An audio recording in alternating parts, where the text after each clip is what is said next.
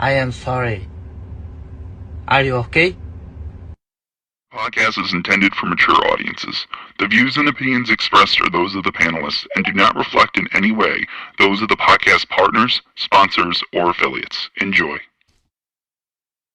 Hi, this is Michael Buffer, and you're listening to the Voice of the People. Let's get ready for Boxing Voice. Every day I'm hustling, hustling, hustling, hustling, hustling, hustling, hustling, hustling, hustling, hustling, hustling. Every day I'm hustling, every day I'm hustling, every day I'm hustling. You're going to see it on MGM Grand. Only one will stand. And Bill Haney, William E. Haney come with that fight plan. They didn't think niggas out of Oakland was going to push up on their ass. You dig?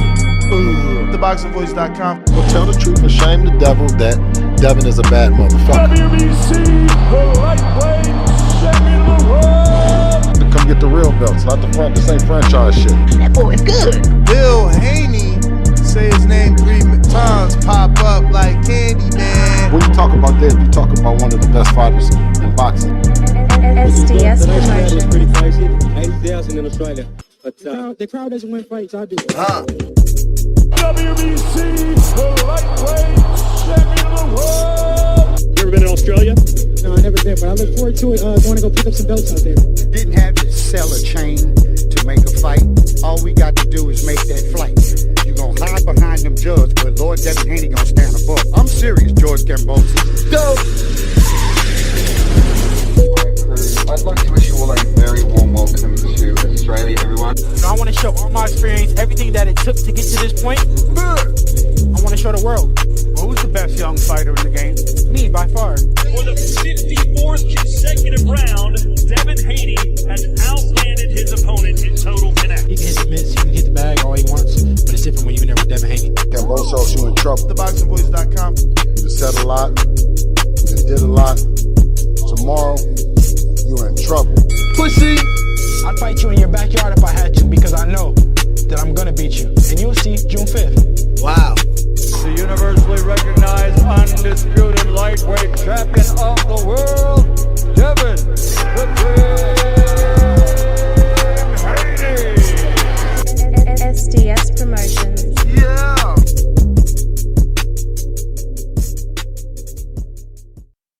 What up, what up, what up, what up? What's going on, ladies and gentlemen? Welcome back to another edition of the Boxing Voice Radio, your second episode of the day. It is 4 o'clock here on the Pacific Standard Time, and it is 7 o'clock on the East. We're here to discuss the latest and greatest that has everything to do with the big fight revolving around Devin Haney taking on WBO champion Brian Norman Jr.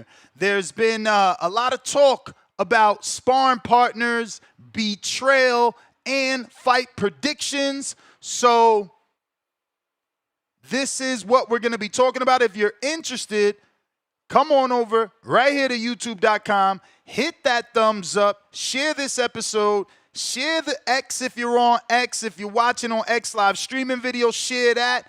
This way we could get some callers and we can dive into the drama surrounding the welterweight division and this epic showdown as Devin Haney takes on Brian Norman Jr. for his WBO welterweight title. But Elijah Flores, who sparred both Devin and Brian Norman Jr., flips the script by picking Norman to dethrone Devin Haney on November 22nd in Saudi Arabia, Riyadh season. Flores highlights Norman's explosive power, athleticism, ring-cutting skills, and that quote-unquote nasty hook as keys to victory, claiming Haney can't stand in the pocket with Brian Norman Jr. This is the co-feature to David Benavidez and Anthony Yarde, which this card is going to air live on DAZN for the very unfortunate price of $59.99 here in the United States. Horrible when they're only charging the UK £29, which doesn't come anywhere close to the USA price. So we have to take a stand. The short is out. We spoke about it this morning. We cannot be paying for this fight. The disrespect is at an all-time high. I don't care how many of y'all think it's a good fight card.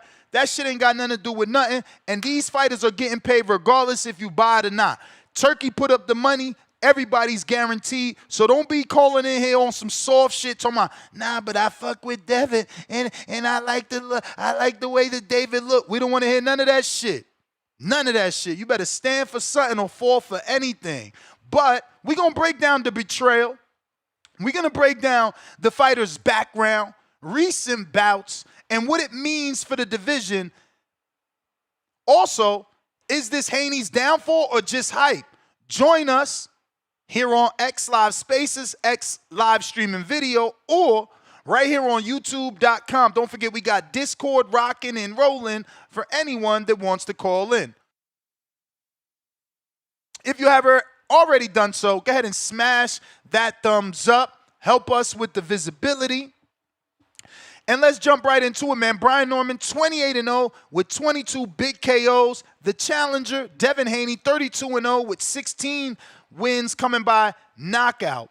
They both will meet November 22nd at the A&B Arena in Riyadh, Saudi Arabia. There's been major sparks and buzz, especially with sparring partner Elijah Flores' bold prediction favoring Brian Norman Jr. Devin, the former undisputed lightweight champion, has been dominant throughout his career since turning pro back in 2015. Known for his slick boxing skills, an elite jab, and defensive prowess. Haney unified 135 pounds, unlike some of your favorite fighters, Tank, before leaving the division and vacating to move up. He also fought Loma, unlike some of your favorite fighters, Tank. His transition to welterweight has been smooth, but kind of criticized and scrutinized for his lack of knockout power and his performance against Jose Ramirez. With only 16 knockouts and 32 wins, Haney's style relies on outpointing you, jabbing you, being slicker and smoother than you. With speed and rank generalship, you know, that's how Haney gets the job done. But critics question his chin after the Ryan Garcia fiasco. Now, keep in mind, Ryan was on that Osterine. So those left hooks were not landing naturally. No natty with Ryan. Brian Norman Jr., on the other hand, the reigning WBO welterweight champion, coming off of 3 beautiful, explosive knockouts, captured the belt in 2024, and has defended it successfully, building a reputation as a pressure fighter with devastating power. Norman's athleticism and ability to cut the ring off has gone underrated. His father has been telling us how good Norman is at cutting the ring off, how athletic he is, and how good his feet are. There's been numerous videos released since people have been thinking that Norman's feet were too slow, and that was the reason Devin asked for this fight. Some believe this has been a mistake on Bill Haney and Devin Haney's part, choosing to fight the young Brian Norman, who's strong, athletic, and definitely packing a punch. Both fighters are trained by their fathers. Both fighters seem to be ready. Let's talk about Brian Norman and his recent fight results.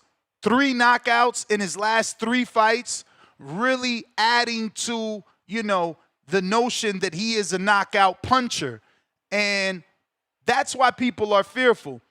Devin being dropped in his last fight with Ryan Garcia, even though that fight was turned into a no contest, many people can't unsee what they saw.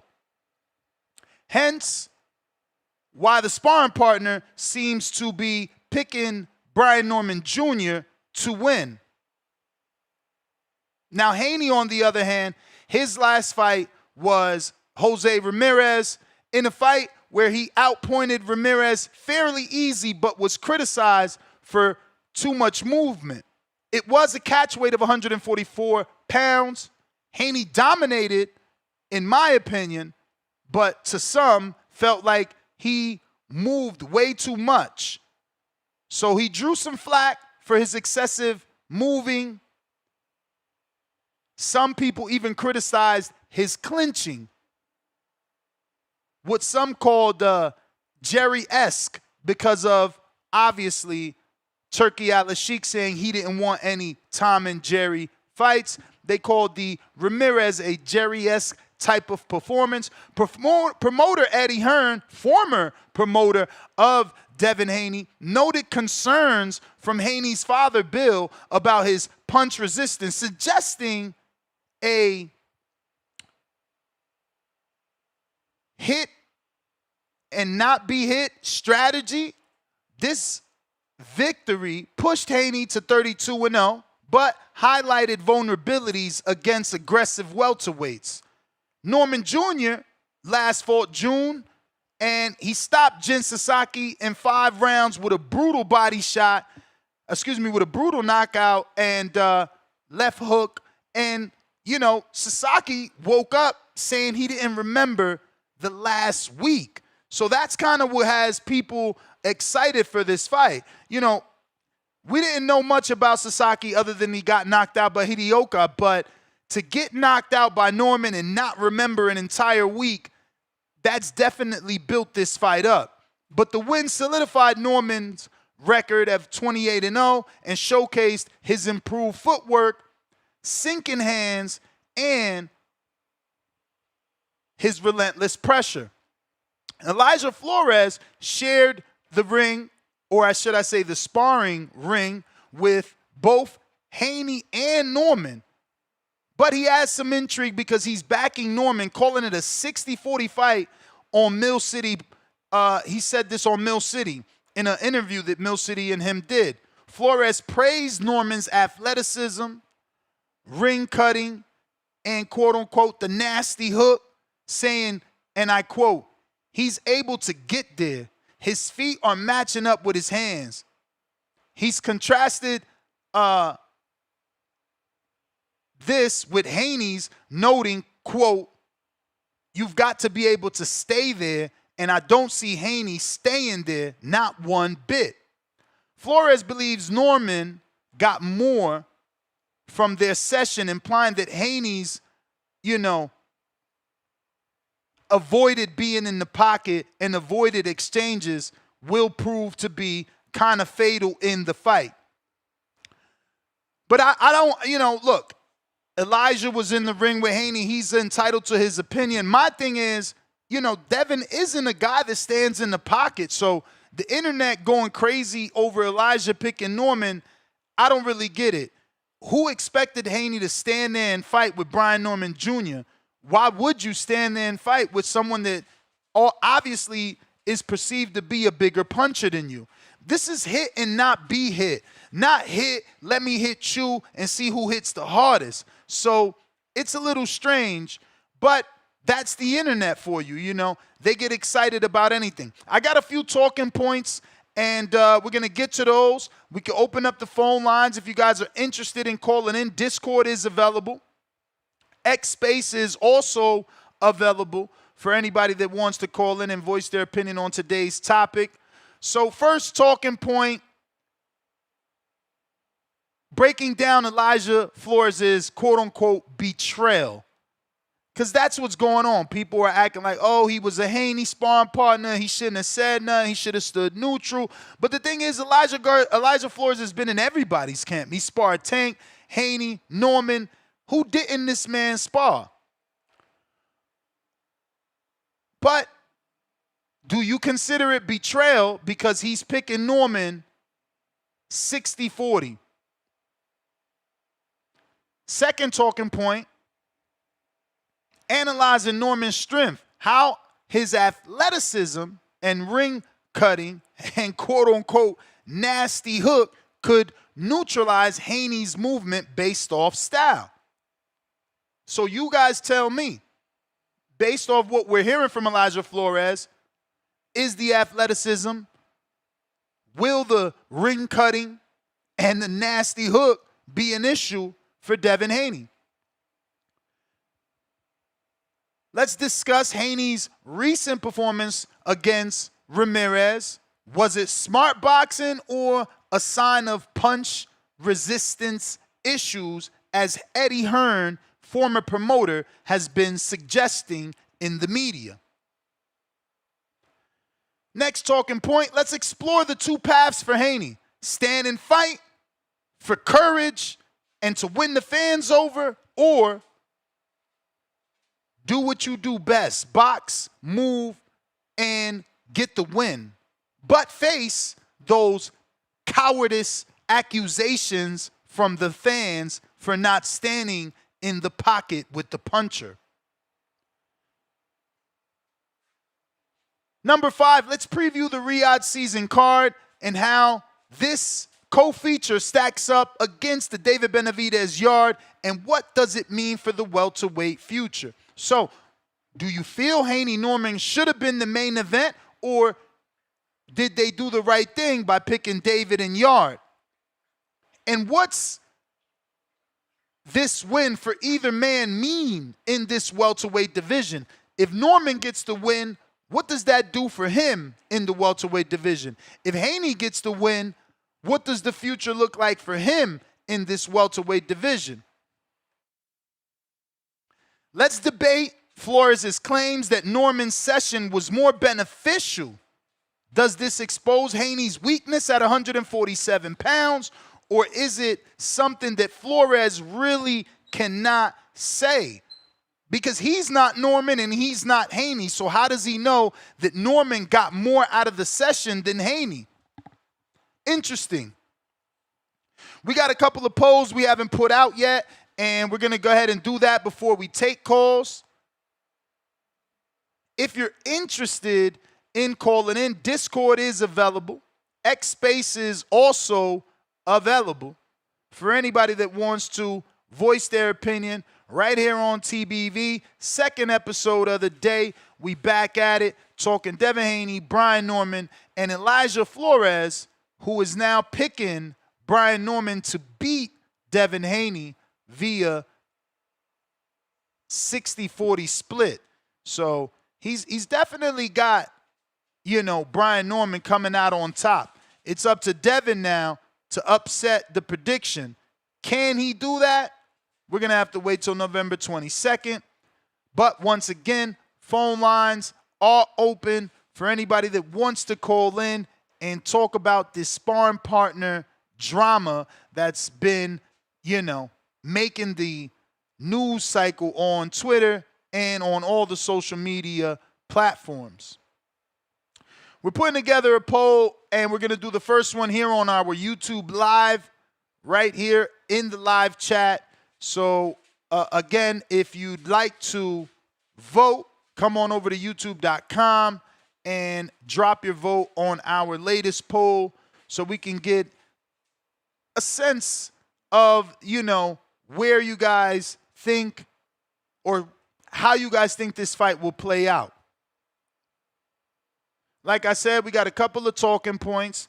If you need some direction or guidance on what to call in and talk about, we are talking Elijah Flores, who sparred with the best.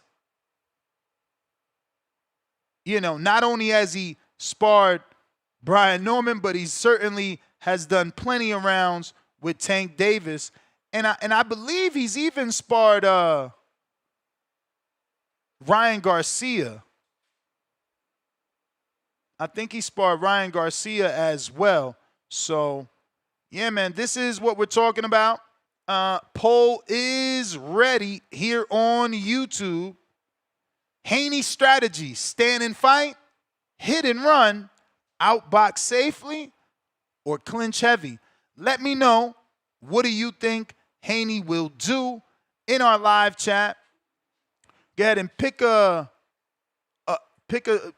strategy and cast the vote. We're also going to go ahead and put one on our YouTube community page as well. With Elijah Flores picking Brian Norman Jr. over Devin Haney due to power and ring IQ, who do you think wins the WBO welterweight title fight November 22nd in Riyadh? You can come on and vote right here on our community page on YouTube. This is normally where we get the most votes on our polls, so it's always good to put a poll out here and see what the streets are talking about, man. See how they feel about this particular matchup and who's going to come out the victor. So you can vote already on our live show, and in a matter of minutes, you'll be able to vote on our community page as well. If you want to call in and voice your opinion, you can do that as well using Discord, X Spaces, and we even got Zoom. Not quite rocking and rolling at the moment as I'm still doing these polls, but we will have that up and going in just a bit.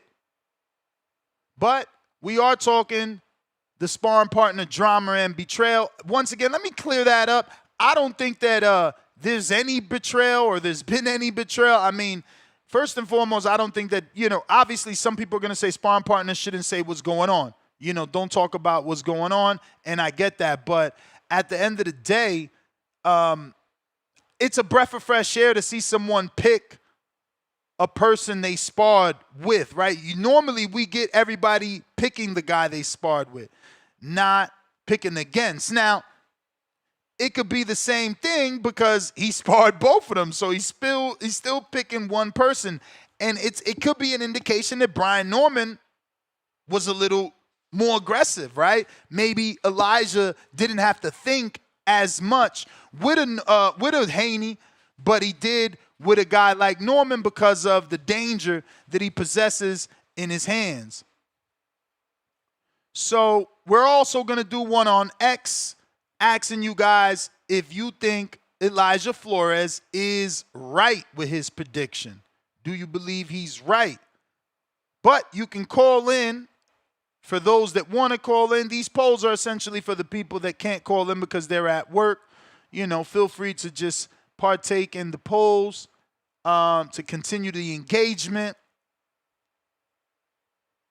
But yeah, phone lines are open, and this is what we're going to be talking for our second episode. I'll be putting those links in the chat in just a bit for the call-in methods once I get done with this final poll that we got for X Spaces. So if you guys, again, want to make any votes, we got a poll right here on our youtube.com live show. There's also another one on the YouTube community page. And then we're doing this one here on X. The one on X, I think I'm going with, let's see. Let's go with the Flores take, agree or disagree, right? Do we agree with what Elijah Flores is saying about Devin Haney and his prediction? So you'll be able to vote on that as well in just a bit. First option is fully agree, Norman dominates. How many are going to be picking that puppy right there? Then we got partial, but Haney adapts. Can Haney adapt? Now, that's what a boxer's supposed to do. Floyd would take a couple of rounds to download and digest what it is you're doing.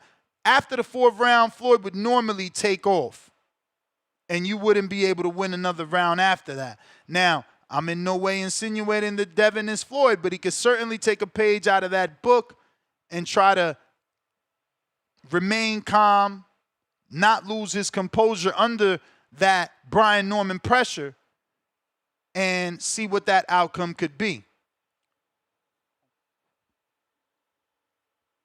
But shout out to Elijah Flores getting that great work, sparred both Haney and Norman. That's huge for him. But, you know, we haven't seen him in a minute. He's usually active and, you know, normally fighting with Pro Box, but we haven't really seen him in a minute in a live fight. I might have to check that box rec and see when's the last time he's actually been in a scrap. Because he was getting a lot of fights on Pro Box, man. But phone lines are open. If you want to call in, this is what we're talking about. If you're on X Live Spaces, go ahead and hit that retweet, repost. If you're on YouTube, hit that retweet, hit that thumbs up, you know. And if you're on Discord, you can always share the link, you know, and help put the word out there that we're talking boxing twice a day. So, so far, our poll on YouTube, Haney's strategy, 66% are saying Haney outbox safely. He's going to outbox Norman safely.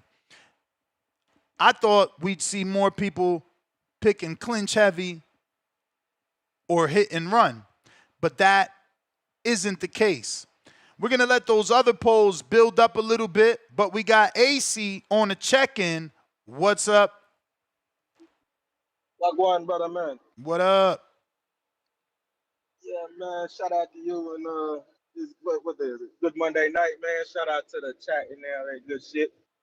Now first I'm gonna start by saying personally I don't really put too much stock into that sparring shit, man. Practice is practice, you know what I'm saying? Sometimes you're working on certain things, sometimes you're working on other things, you know what I mean? So it's only so much that you can really take from that. Personally, I am picking Brian Norman Jr., but I'm kind of biased because he's from Decatur, so you know you got to rock with the hometown. But I do feel like, honestly, man, just being real objective about it, man, this is an intriguing matchup. I mean, from Brian Norman's perspective, he's still young. So I say this all the time. He still has that air of the unknown. Like, we don't know what his potential is because he hasn't had that opportunity to be on the stage and show it yet.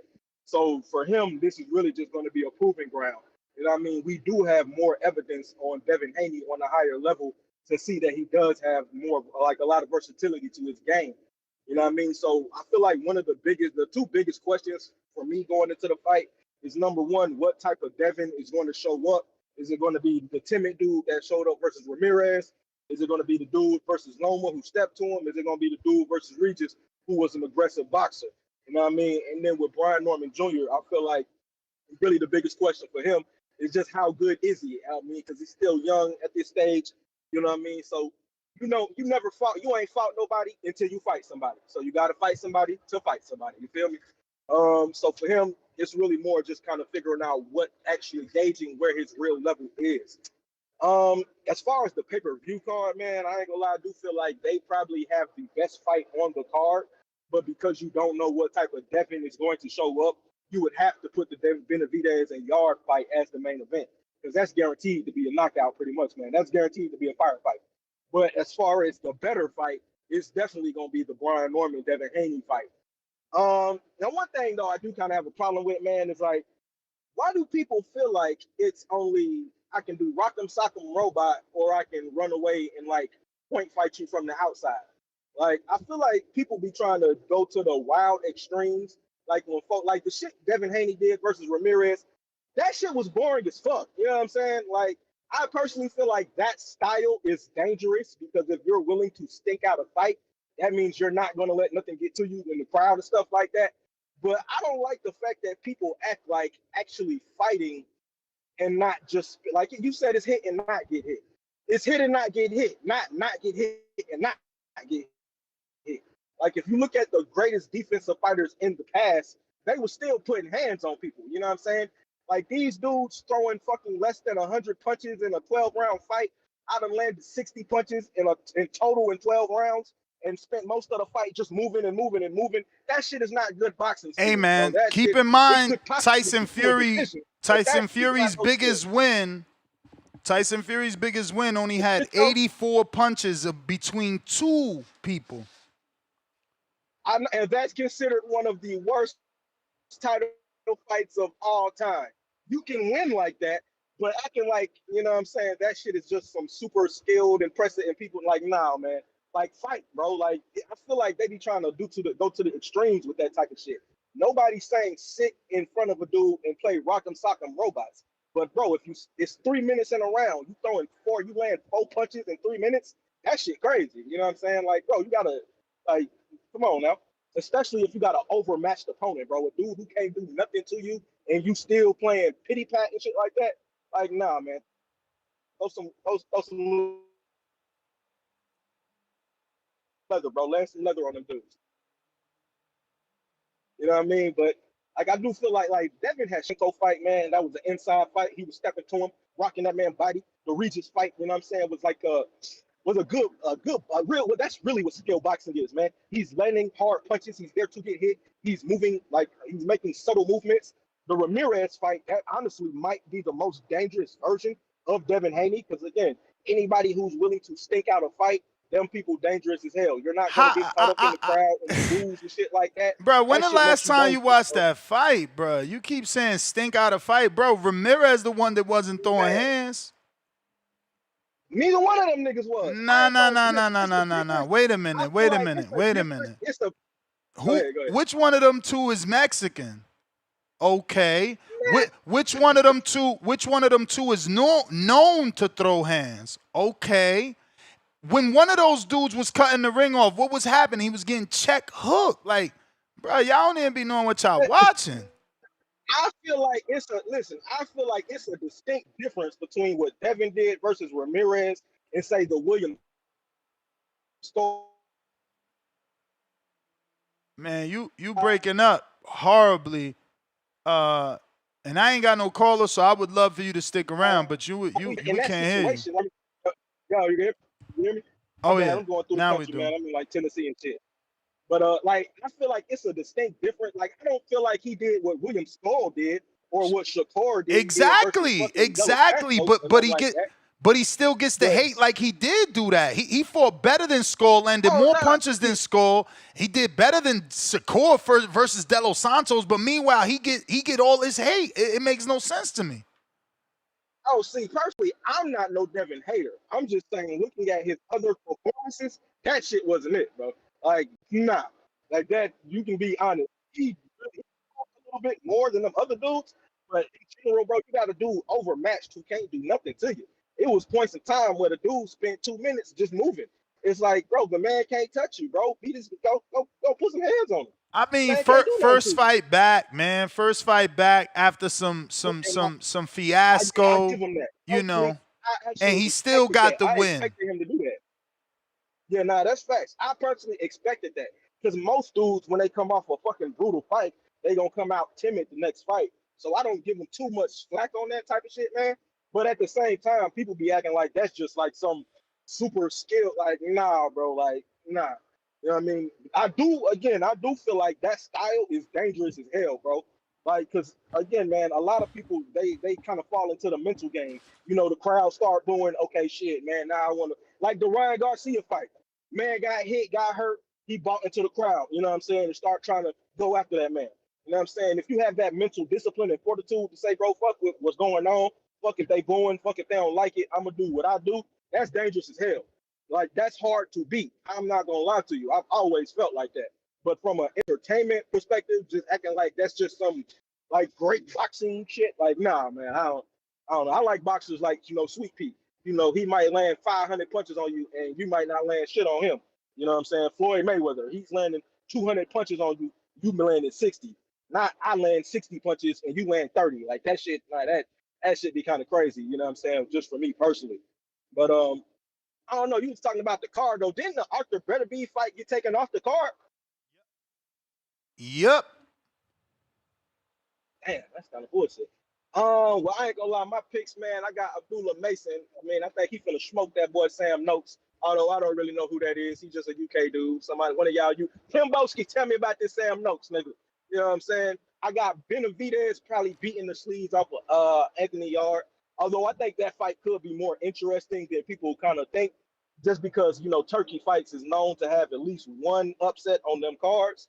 So I think, you never know, man. Two dudes banging out, all it takes is one punch. I feel like that could be interesting, but I feel like that's definitely going to be entertaining as hell. I'm kind of mad at that fucking Arthur Betterbeef thing. I was looking forward to seeing my boy return, man. I like Arthur. I mean, but I did see that little training video where Buddy had that big ass fucking cast thing on his arm. So it's like I don't really know. Maybe he was injured and we just don't know about it. But yeah, man, I ain't got too much more for you. Oh yeah, hey man, how you recovering from the little surgery thing, bro? You doing good, my boy? Yeah, man, can't complain, man. Actually just came from that official tissue dispensary Pesos out here in Las Vegas. Got me some little CBD products to stay away from the THC while I get on this recovery. Got this so little here's my question, man. tinker here. Before you left, put a little CBD on the tongue. Don't put hands on niggas. Oh yeah. No, I already came back. I already came back and told niggas they done for 2026, man. January I should be sparring. So, you know, maybe first quarter, second quarter, I'll be fighting on Border Wars first or second quarter for sure. Oh shit now. Border Wars main event. You never know. I probably won't even be main event because I still got to commentate and stuff like that. Just spank somebody and that's that. For sure, man. But shit, salute to you, man, and shout out to everybody in the chat on this good Monday morning, Monday night. You know what I'm saying? Yes, sir. Yeah, man, I went and picked up some CBD. This is 500 milligrams of CBD. You feel me? Very little THC in here because we trying to get healthy. You feel me? We trying to recover. So I got the tinker. Put that on the tongue. Hold it for 30 seconds. Get right.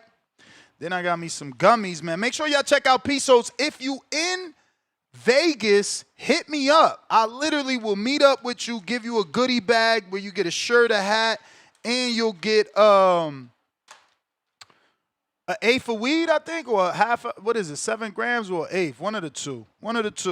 But you get a free eighth just for being part of the squad, man. So if you in Vegas, hit me up. Unfortunately, what was my man name? Laugh Out Loud Pillow. He was just out here Friday, I think it was, but I didn't come back till Saturday evening, so we missed each other. But if anybody else is hitting up the city, I'm out here, and I got the goodie bags with the discount for you and the free eighth, plus the shirt and hat. You know what I'm saying? Let me know. I'll bring it to you. If I really fuck with you, I'll pick you up at the airport, man. That's what I'll be doing. Shout out to my boy Round 1. Had to pick him up one time. But phone lines are open for anybody that wants to call in. Discord available. X Spaces also available. We got the Zoom rocking and rolling too. Let me put that link in the description as I think it's a new link every time out. So we'll check that out. Nobody has been using Zoom too. Y'all suck. You know what I'm saying? I paid good money to bring y'all Zoom. But you think you're going to use it? Oh, no.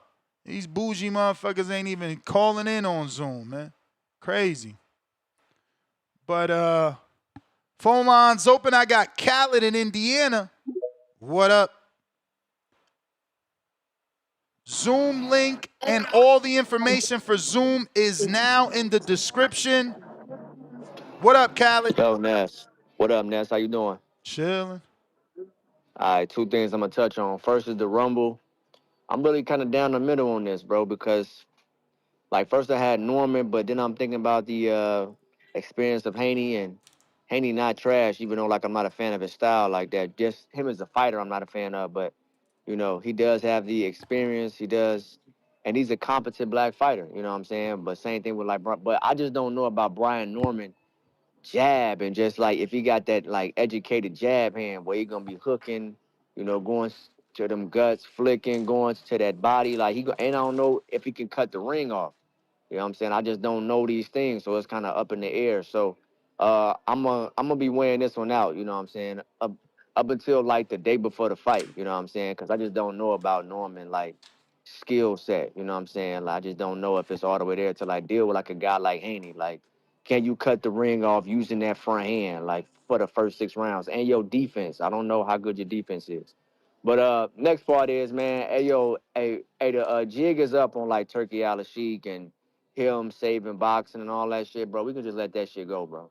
He just like everybody else, same old promoter on this motherfucking Lion, all that other shit. I can actually make the case that the PBC cards have been better, especially as we closing out the year, has been better. And this ain't me on no gangbang shit, because I don't care I mean, about I like don't that. know I know about it sounded like, gangbang, but definitely capping. Because what PBC card good? Like, what PBC card even happened yo, this year? so nah, let's not do that. So we had the David Benavidez win. That was a good card. Versus who? Then we had David Morrell.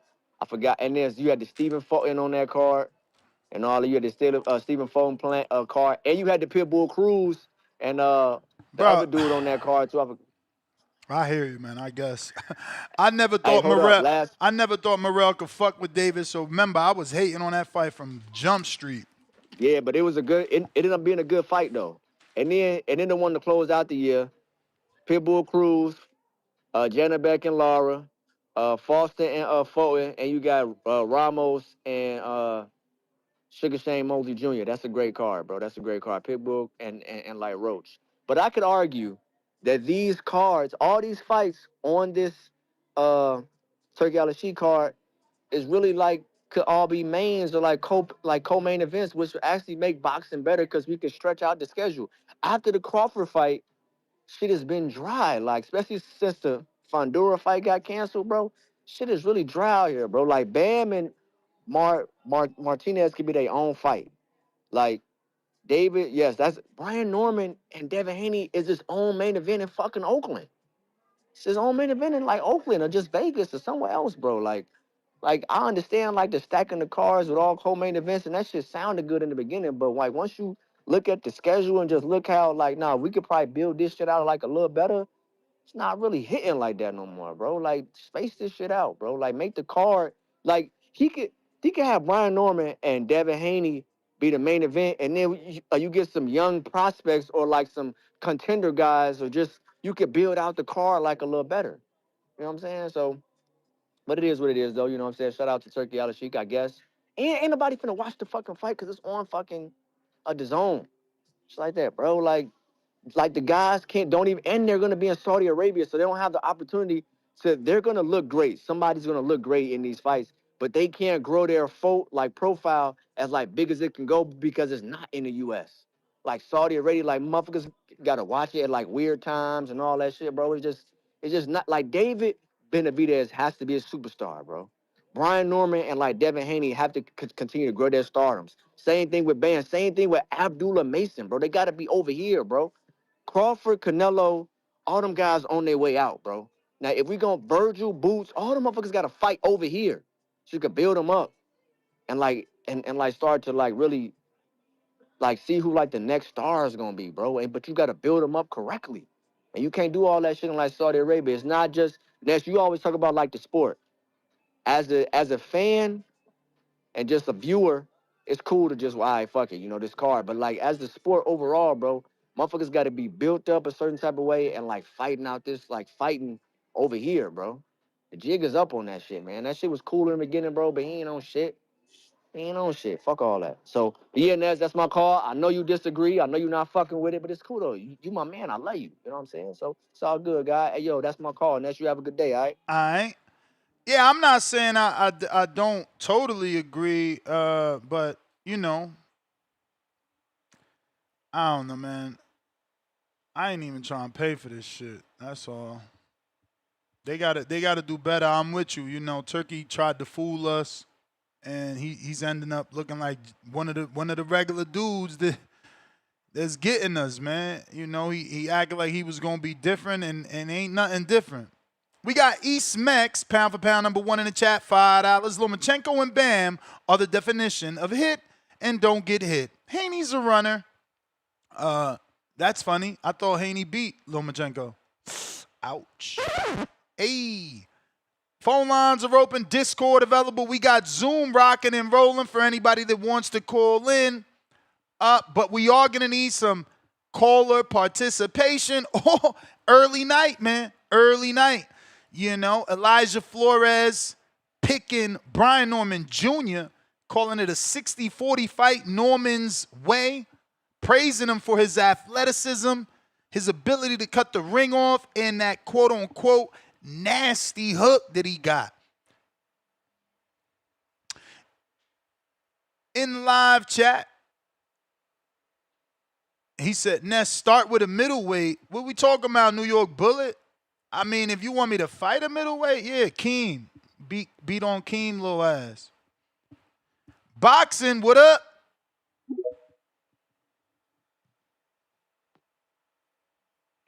Yo, Ness, can you hear me, bro? Perfect.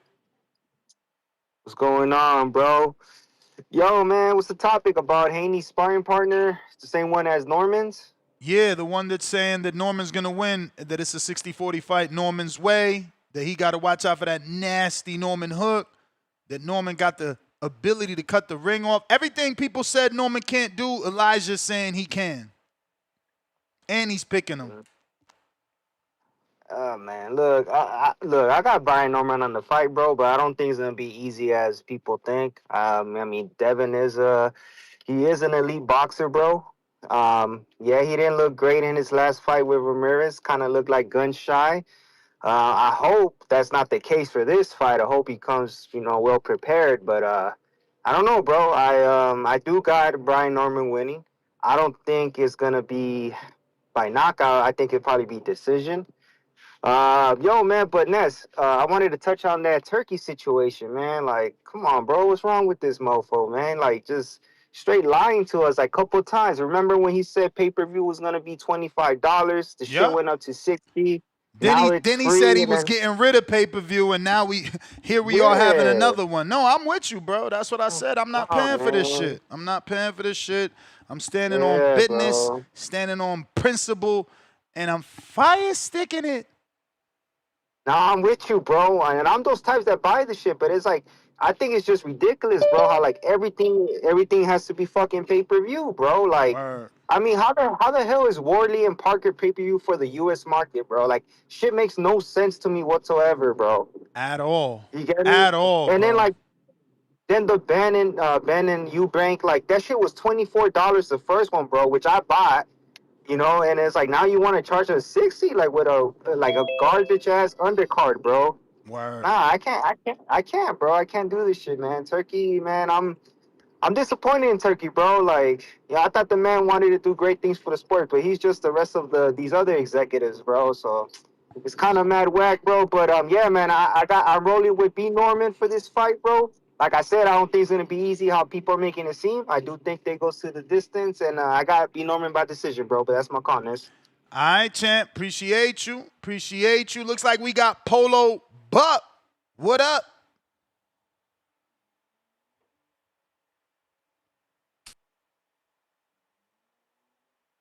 Polo Buck.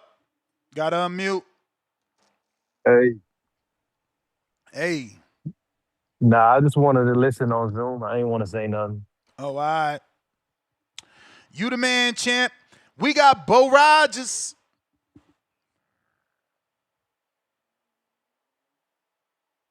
Bo Rogers. Zoom link in the live chat. What up, Bo?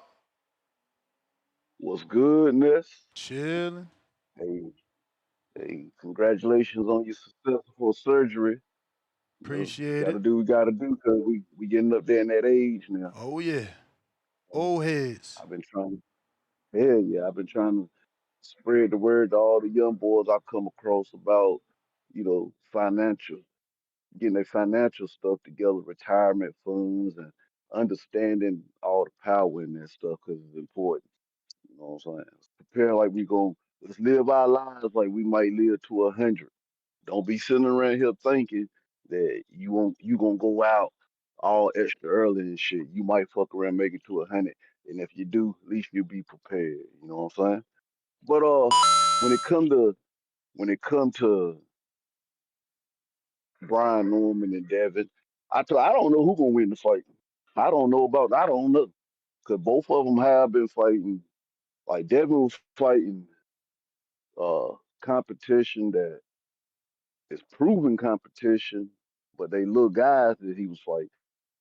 Norman fighting guys that really not proven, but they younger guys close to his age, still kind of fresh and moving pretty good. I don't know who gonna win, and the dude who did he spar both of them? Yes, sir.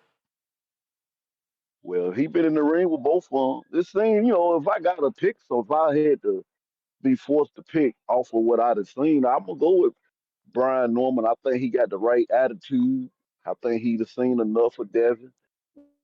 Seen enough. Like Terrence Crawford is a mystery because you even though we see his fights and we see him in a fight, he's still a fucking mystery. Like I still don't know who the fuck he is.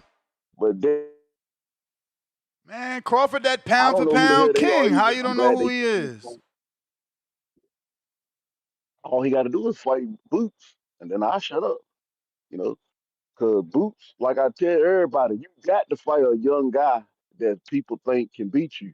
If you don't ever take those type of challenges, then what am I to think? If I'm thinking that Boots will beat your ass, then you ain't did what you supposed to done. You gonna fell off into the sunset, getting all these praises just because people want you to be better than Floyd Mayweather. But that shit ain't what it is.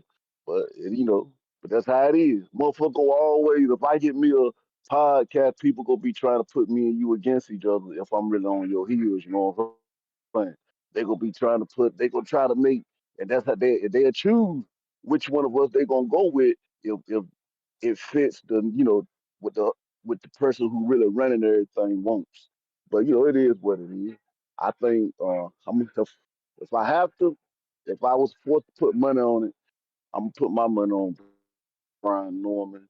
But I believe in Devin. I just got the feeling for some reason. I don't know. I'm gonna take that back. I'm gonna take that back. I don't know. Devin might just fuck around the shotgun. He might be that. He might be that guy. I don't know. Like you said, Terrence Crawford proving that he might be the guy. He just might be that guy. I just need Terrence Crawford fill it with a kiss and go ahead and jump on Boots' ass. If you do what you're supposed to do to Boots, because I don't think nobody can beat Boots right now. If you go ahead and put hands on Boots, ain't nothing else I can say. I don't think you can beat. I think you. I think Terrence Crawford would beat Jamel. I don't believe in Jamel like I did at first, but I didn't like the way Jamel acted when he did get in the fight with Canelo. Showed him too much respect. He didn't act like a lion. He didn't act like he wanted to kill something. I don't like that about him. I think Terrence Crawford played too many mental games, and them boys are kind of fragile. So I don't want that. But I would love to see Crawford fight Laura. I think if he fight Laura, Laura would stop his ass. That's the fight I want. Jenna Bet, please keep him away from Crawford. He ain't nothing. Laura He's stops somebody. Crawford? Laura gonna stop Jenna Bet. You watch what I tell you now. Oh, You know Laura when you were stops talking Jenny about Bet. Bernard Hopkins. You know what you were talking about Bernard Hopkins, how he was able to go Yeah. deep into his career like he did. Mm-hmm. I believe Laura really cut from that, and he been Okay. calling Crawford out. And I don't think Crawford gonna want that fight. He won't take those type of fights because he don't want to fight somebody that can actually move, somebody that's actually long, and he don't want them fights himself. And we let Crawford get away with it. We let him get. He don't. We don't never see Crawford fight somebody that's calling him out. We always get to see him fight the people he want to fight. Let us see you fight somebody that you don't want to fight. You don't want to fight Dukes for some reason, and I'm on your ass about it. And I want to know why. Why are you so big of a competitor? He's just so challenging. I get my ass whooped if a motherfucker challenge me when I'm so competitive. That's how it's supposed to be. This man turning it down. He don't want it. He wouldn't have fought Spence. He didn't believe in himself. He just and happened to see Canelo lose his last fight and say, I might can take him. I'm bigger than him, taller than him, really. He could. That's what he done. But fight Boots. Fight Boots. And like I said, Devin Haney, Brian Norman, I'm gonna salute both of those young men because they doing what I asked guys to do. Fight somebody around your age that people ain't saying washed up, people ain't saying trash, people can't say nothing bad about. That's what I want to see. And that's what they're doing right now. That's why I ain't been talking no shit. I told Bill, I ain't gonna never slander you when you do the right thing. And that's why I be taking up for Tank a lot because he fighting guys his age or younger than him, and they got them bigger than him. All that shit matter when you ain't fighting a motherfucker that's washed up and can't pull the trigger no more. So now both of these guys fight somebody who ain't washed up and can pull the trigger. I salute him. When Terrence Crawford gonna do that? When he gonna fight somebody who didn't look bad in their last fight that people thought they might have got there? When he did do that, now Didn't you hold on, pick let me take it Canelo, back. He man? did fight Jamal. He did fight Jamal, and people, I thought he lost. Thought he lost to Jamal, but it is what it is. It is what it is. Now, I hope the lines and loaded back up. I called in, 'cause I ain't want to show the end so early. You've been gone all week and shit, but just want to start off by letting everybody know, like I said before, when I started the conversation out, go do your research. Learn about your fucking retirement funds. Find about your brokerage accounts and all that shit. Get around people who love to talk about money and stuff, and you come up in this world, man. This shit easy out here. Don't look at life like you might die tomorrow, even though you might die tomorrow. But you don't look at it like that. Look at it like you gonna be here till you 100. I'm out, Ness. All right. We got Tito La Voz. What up, Ness? What up, champ?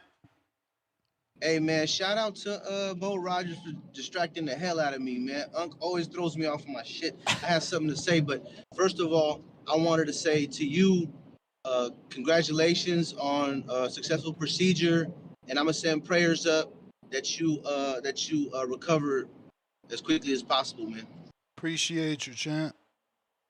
For real. Now, to the point, to the Devin Haney point, I still feel like, and I said it before, and I'll say it again, the Ramirez fight was not his best look, and I think it was because he was utilizing a new tool.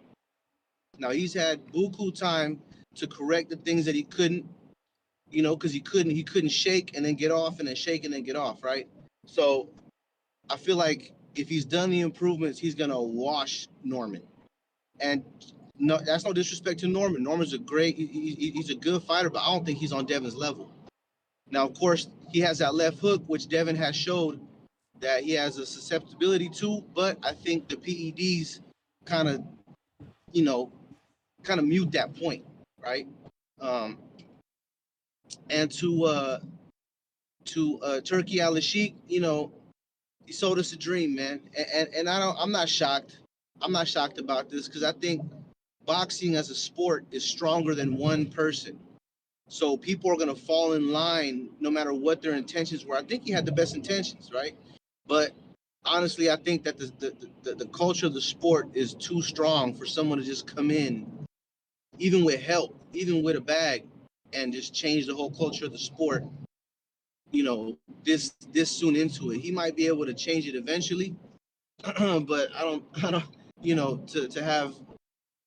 To have bought the dream is kind of like irrational to me, and I fell into it too. I'm like, oh yeah, we got somebody special, but at the end of the day, just turned out to be an Instagram model, right? All looks, no substance, right? So that's how I feel about that. And I had another point, man, but I forgot. I'm driving. I usually can call. Oh, the Zoom, man. I wish I can get on that Zoom, man, but I be driving most of the time I'm calling in. So, it is what it is. But hopefully I can get some desk time and to call in or whatnot. And that's my call. All right, champ. Appreciate you. Speaking of Zoom, it is available for anybody that wants to call in via Zoom. We got H-Town. What up, man? Can you hear me? Perfect. Welcome back, champ. Welcome back. Appreciate it. Oh, man, excuse me, man. I'm driving and eating dinner, man, on the way home from work. Hey, dude, I don't know what this level people keep on talking about that Devin's on so much further ahead than Brian Norman Jr. I mean, JoJo gave him hell. Everybody's giving hell except for Cambosos and Prograde. That's about it. I mean, they're giving Devin too much credit, man. I got a Brian Norman Jr. by Bill Haney stoppage. Throwing that towel at about round 5. I think he's been dropped multiple times, hurt. Not knowing where that. Don't know what day it is. Looking for Ness to get some ice cream in the corner. He's gonna be out of there. Benito.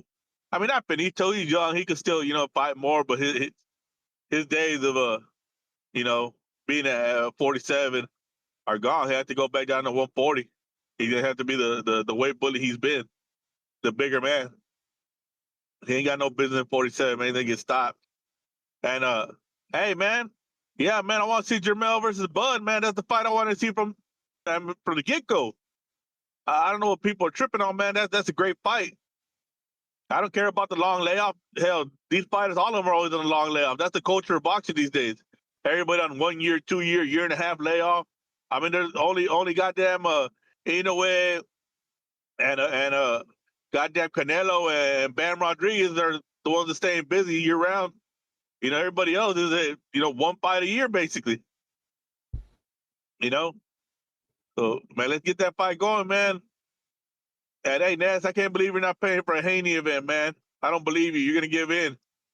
I'm out, Ness. I ain't. Round 1. What up? What's up, Ness? How you doing, brother? How did everything go? So far so good, man. So far so good. We in a recovery stage now, but I'm back, chilling, starting to feel better, starting to walk a little more. Right. That's a big well, for me anyway, speaking for me, so any surgery is big for me. It would have been like a little nerve-wracking for me, a little scary and shit. Yeah. The unknown, if it's gonna work or not, and you're always like crossing your fingers and stuff. And yeah, I'm still with the fingers crossed, because really? you gotta go through all this to find out if it works. So we still and then therapy after. Yeah. So you're not gonna be doing any racing anytime soon. But anyway, Nah.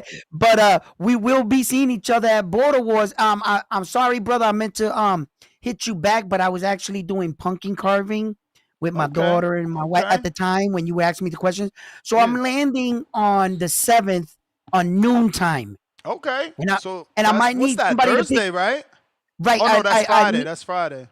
Friday, right. So I needed somebody to come pick me up at the airport. Then Two-Tone hopped on my channel and was like, I got you. Okay. It's nice. So and then I was like, all right, word. So, probably Two-Tone come school me. I'll go drop my bags or whatever. They got that sparring thing the day before. My weight's on point right now, bro. I'm like down to 180, butt naked, bro. So I'm gonna stop losing weight right now. And it's just conditioning. I got out of the gym today. We're gonna do some more touching up sparring tomorrow. We're gonna be closing out the last 2 weeks, and then it's just on to fight night. That's it. You feeling more confident in the ring now? I'm feeling confident overall in everything. It's just athletes. We all go through these processes and stuff. Yeah. But when it comes down to fight night, bro, everything goes out the window. I know it. And I'm gonna snap right into fighting mode. It happens all the time, bro. This ain't my first rodeo, So I'm feeling comfortable everywhere. I'm feeling comfortable in my cardio. I'm feeling comfortable in my strength. I'm feeling comfortable in my ability. My legs are under me. Everything, bro. I'm feeling good. That's what's up. Yeah. Man. Hey, man, you and OC, y'all the inspiration, bro. Anyway, before I get to Jerry, I ain't gonna forget you. What's your thoughts on the topic, man? We got Elijah Flores saying that he's picking Brian Norman 60-40. He sparred them both, and he just feels like, he just feels like it could be a case. It could be a case where that the last person he sparred is the one he's more familiar memory with. Okay, it'd be one of those, and he's speaking for Brian Norman Jr. and them, because technically on paper, Devin Haney should beat Brian Norman Jr. on paper. On paper, if you was to show me this in a boxing match, I would look at it on paper and say, who the hell did Brian Norman Jr. fight? Compared to Devin Haney. And Devin Haney's been undisputed champion. Brian Norman only has one belt and one division, and Devin Haney's been a champion in 2 divisions. So on paper, Devin Haney is a more skilled, been more around. He's accomplished more. He should beat this kind of fighter. What's the problem? And it's a lot to do with everybody viewing what Brian Norman did in Japan And I think everybody's riding off that wave. And I'm sorry, but Devin Haney's not some Japanese dude that's going to do what Brian Norman did. Let me see if he does what I do. I hit through a body to the shot. He did the same thing. I knocked him out. That's not Devin Haney, you know? So I'm not going to compare him to that. But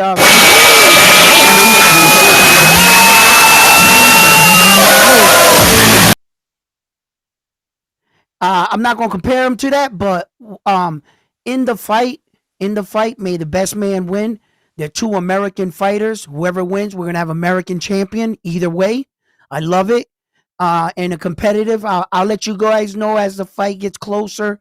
I'll look into the fighter's eyes. For right now, it's a 50-50 fight, not because, and like I said, not because Devin Haney's more experienced and everything. It's just the threat that is Brian Norman Jr. And it's everything that Devin Haney has not shown us since the Ryan Garcia's fight. So there's a lot of questions. There's a little give and take. So I'll have to see as it gets closer, because I like both gentlemen in this fight. I have a lot of love for both fighters. Great American young fighters, great American champions. And unfortunately, one of them has to win. That's my take. All right.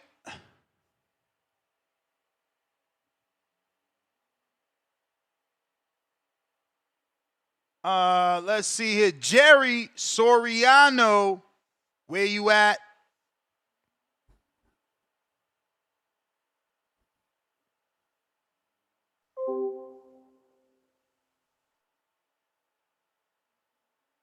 Jerry, you okay? Let's go.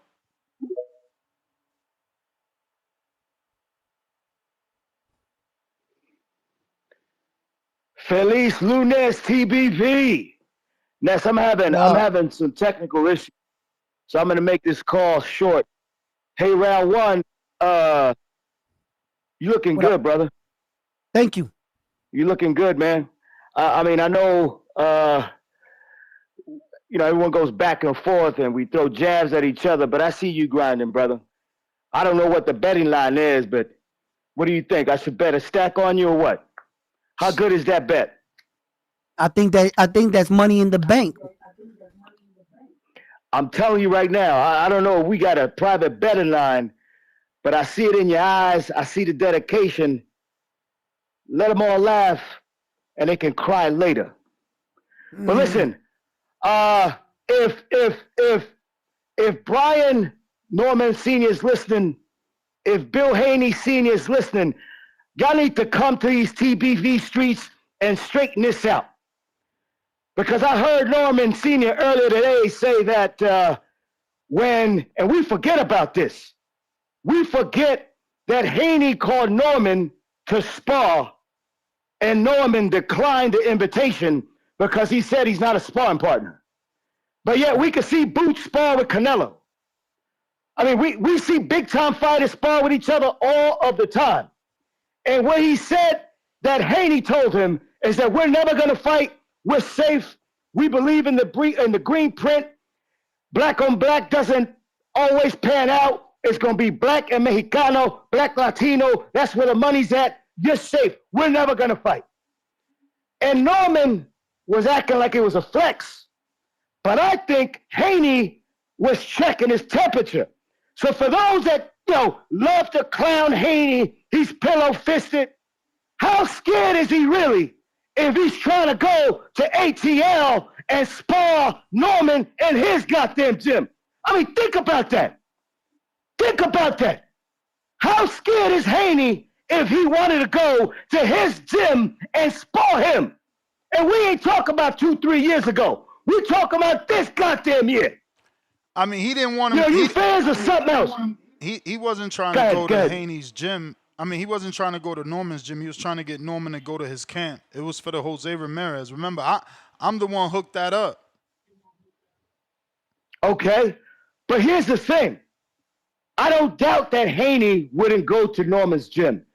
If everyone knows the story of how Haney Sr., how Bill built up his son, they were touring the United States, going gym to gym, trying to pick up the biggest smoke there is. The problem we have today is we love to pick on fighters for no goddamn reason. Can anyone tell me, anybody in the chat, anybody listening, unbiased brim, anybody call in and tell me, when the hell has Haney turned down a fight? Seriously, when the hell has Haney turned down a fight? We need to start giving some respect to this young man. I'm going to stay on the sidelines. I ain't going to cheer for anybody. All right? I'm going to accept this as a 50-50 fight. Do I think Haney needs to win this more than Norman? Absolutely. Do I think Norman can rebound from a loss more than Haney at this point because he's younger? Absolutely. But I'm going to stay on the sidelines because both of these families have a great story to tell. But I really would love for seniors to come on the TBV streets and straighten this out. Because to me, it's a little odd that you would turn down a sparring smoke from Haney and then turn around and say, yeah, I'm going to knock his ass out. Well, you should have did it in sparring. Nah, man. I totally understood Norman, man. Like I said, I was not there like physically, but I was around for the conversations, and they told Devin straight up, like, yo, we might fight you. Right. And Devin said, nah, we ain't gonna fight. Or Bill said, nah, we ain't gonna fight. But they wanted to fight Devin, so they said, nah, we might fight you. So we ain't about to let you see what we got. They was always on business, and they was always, confident. Because if you not confident, you ain't gonna tell a dude no because you want to fight him. Ness, and I agree with you, but you can't sit around and turn around and say that Haney don't really want to fight. And we're going to knock him out. Nah, and we're going to stomp right through him. That's the issue I got. That's the issue I got with Norman. He keeps saying Haney don't want to fight, but he put you on the list, bro. Like, this shit is so weird to me. I don't get it. We really got to stop the nonsense, man. Another thing is, you got a young man like Shakur who wants to be great. We penalize the fighters that want to be great. David Benavidez wants to be great. Crawford wanted to be great. He had to force himself down your throat like crushed glass in order to get an opportunity. Haney wants to be great. Shakur wants to be great. We have to start praising these young men. I mean, I can name four of those four goddamn fighters that want to be legendary. They don't turn down fights. But yet we want to uplift the Tank Davises, the Jerome Boots Ennises, just smoking goddamn mirrors. Norman Sr., Bill Haney Sr., we calling you to these TBV streets. Come front and center. We're waiting to hear from you. Now say good night to the bad guy. This is Jerry Soriano, your lender for life. Let him cook. Yeah, man. You got weird ass B-Dog talking about being on a list don't mean nothing. That's the definition of meaning something. I'm telling you all the dudes I want to fight. Like, again, Haney receives hate no matter what he does. I just wish this was someone I wasn't cool with. Right. So that I could be more happy and rooting for Haney, because it's like, this is exactly what he needs. He needs to be in a fight where people don't think he's going to win, because I want to see what's going to happen if he wins. Are you still going to make up an excuse? They refuse to give him credit. Okay. All of this could have been, I think, cut at the legs, so to speak, with just one phrase. Why are we here? Devin Haney asked for this fight. Again, Brian Norman is saying that's not true. Turkey sent the offer to both, but again, that's just some weird. No. Wait. Okay, wait. Because okay. Wait a minute. Let's go with logic. Right? Go ahead. Obviously, Brian Norman Jr. is the champion in that weight division for a reason, and Devin Haney is in the lower weight division. So logic says that he would have to challenge you for your belt in your weight division because at the time he wasn't even in your weight division. So Devin Haney couldn't call the shots to challenge the champion. You see, it would have to be. You see, and Brian Norman Jr. couldn't say, "Hey, Devin Haney, you need to fight me next." You're not even in my weight division. Mm-hmm. You're not even in the division. I can't even call you as a. So Devin Haney had to come up in order to challenge you, and you had to accept it. Then the belts had to sign off on it. And then you go through the commission in the process. You see? So it's not like Brian Norman Jr. was in the division, the champion, and Devin Haney was a contender in that division, and he challenged them. So the obvious is the obvious. Devin Haney said to Turkey, hey, I want to challenge myself, but I only want to fight a champion, and I'm going to fight Brian Norman Jr. Then Brian Norman Jr. had to accept it. The reason why we're here is because Devin Haney wanted this fight. And if you go around picking a fight and saying, I want to fight you, what makes me say that you're scared? And Ness, you don't have to speak. Hey, I'll speak for you. Devin Haney is the reason why we have this fight. I'm trying to tell you. And Brian Norman, you're a dog. You accepted the fight. Any man that comes to your castle as a king, you must defend the castle. Right?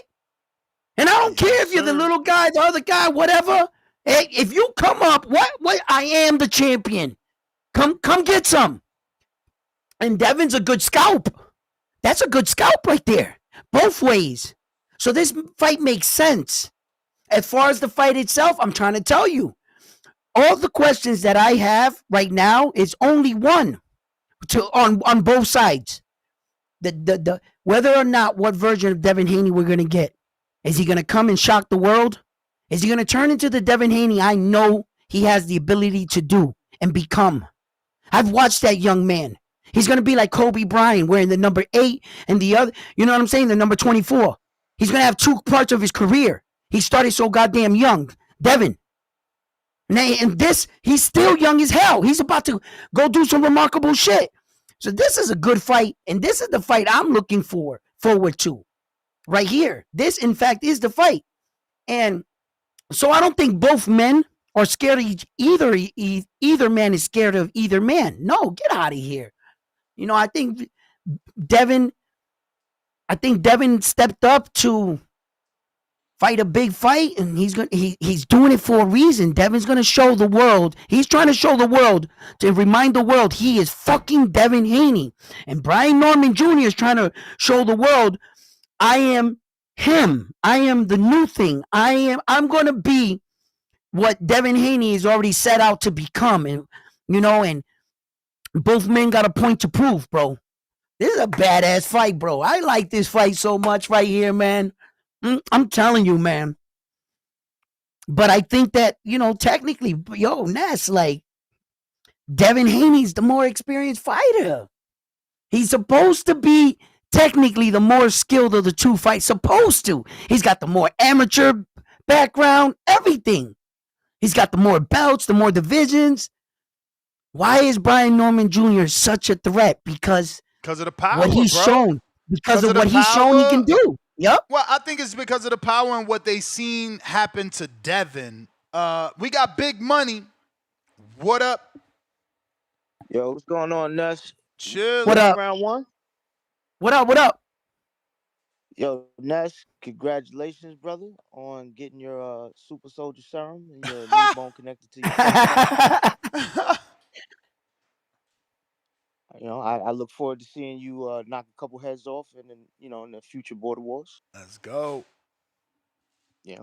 And round one, I look forward to seeing you in this border wars. You know what I'm saying? You represent for men of a Absolutely. certain age. You know, even though what's his name? OC is, about close to you in age anyway, you know what I'm saying? So I think that's gonna be a good fight. Y'all made a really good build up. Can't wait to see it. With the topic, I think this is still like I hear what Elijah Flores is saying, but I still kind of look at this as 50-50 because You got a nice style matchup. You got a serious boxer against a boxer puncher. Uh, I would. That's what I'm curious about. When did Devin come up with the list? Did he come up with that list before Rollies knocked the crazy out of Osterine Dreams in Times Square, or after that? Because I know I that think it's when after. I Ryan think lost it's that fight, after. I think it it was might be the same month though. I think it's a May month. I'm gonna check the list. yeah, 'cause I had a feeling that maybe he came up with that list as kind of like an alternative, like, oh well, we're not gonna get the rematch now, so we need to figure out what else we want to do. So hey, let's put out a hit list. Mm-hmm. Uh, I don't think he's scared, bro. I don't look at none of these fighters and say that they're scared.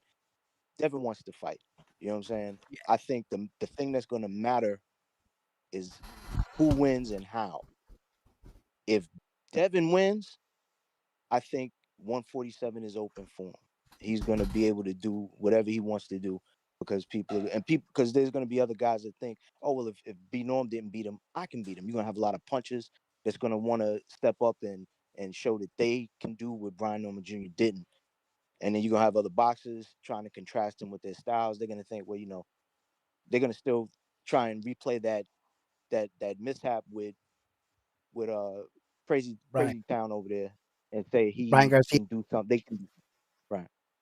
If Brian Norman Jr. wins, like if he wins by decision, then yeah, he's gonna be able to make fights at 47. But if he Sasaki's this dude, That's it. nobody at 47 is gonna want to fight him. The only person that I think is gonna want to fight him at 47 will be Manny Pacquiao. And notice Pacquiao still ain't got no fight. He might be waiting to see what happens. I just don't see nobody wanting to fight Brian He Norman put the Jr. list if he out does. May 21st. So, the Who's fight he was fighting? May 2nd. So, same month, 20 days later. Okay, And Lewis Crocker is the IBF champion. He ain't Yeah. fighting Brian Norman Jr. I don't. I don't think nobody's gonna want to fight him at 47 if he beats if he Sasaki's him. Like if he lays him out. Oh yeah, it definitely if he does that. Brian Norman's gonna have to pack his bags and go upstairs to 54, which I'll enjoy because now we really get to see things go on. I mean, I would hope at that point you would think Boost would have a belt, like a real belt, not just an interim. Probably if they go the WBA route, he'd have that belt from Baru. But you would Mm-hmm. think at least Boost would have a belt, and then he could step directly to Boost. And that's the fight I've been wanting to see all this time.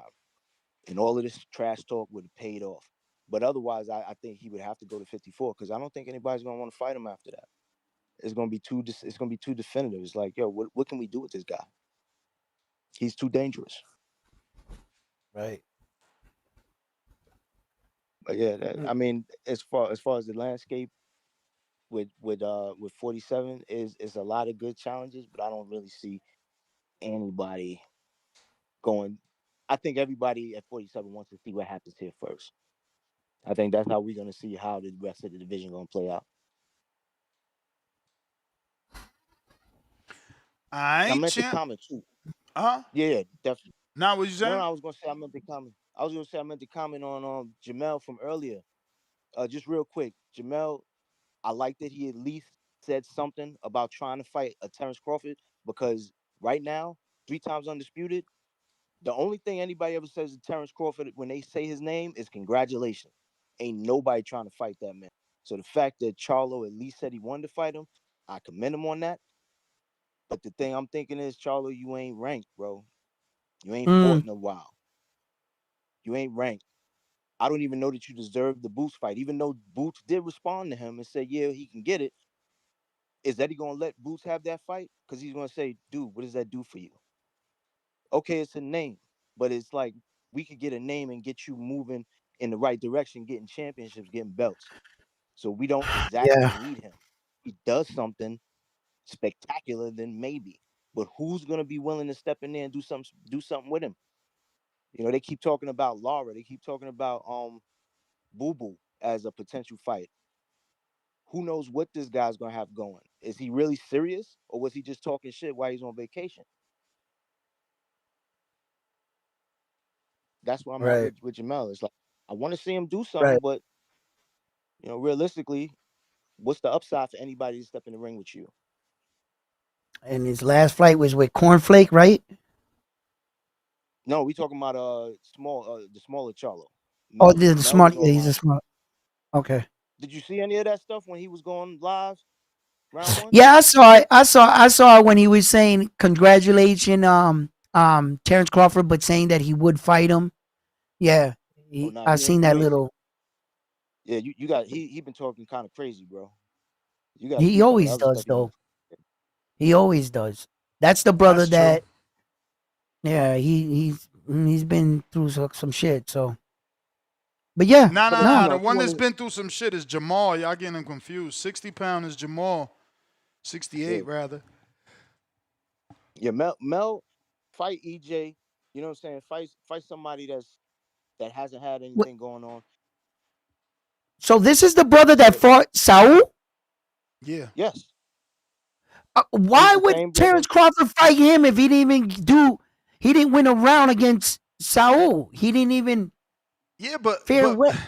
why does that eliminate you? Like I don't want Crawford to fight him like off of the Period. layoff, but I don't Right. think a loss should eliminate you.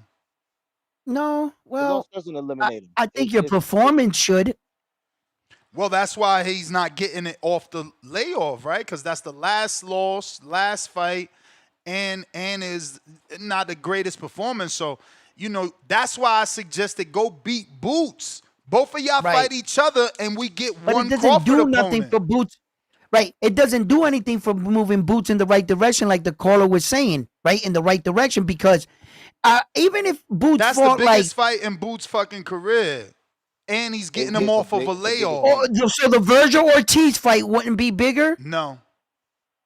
Why? Okay.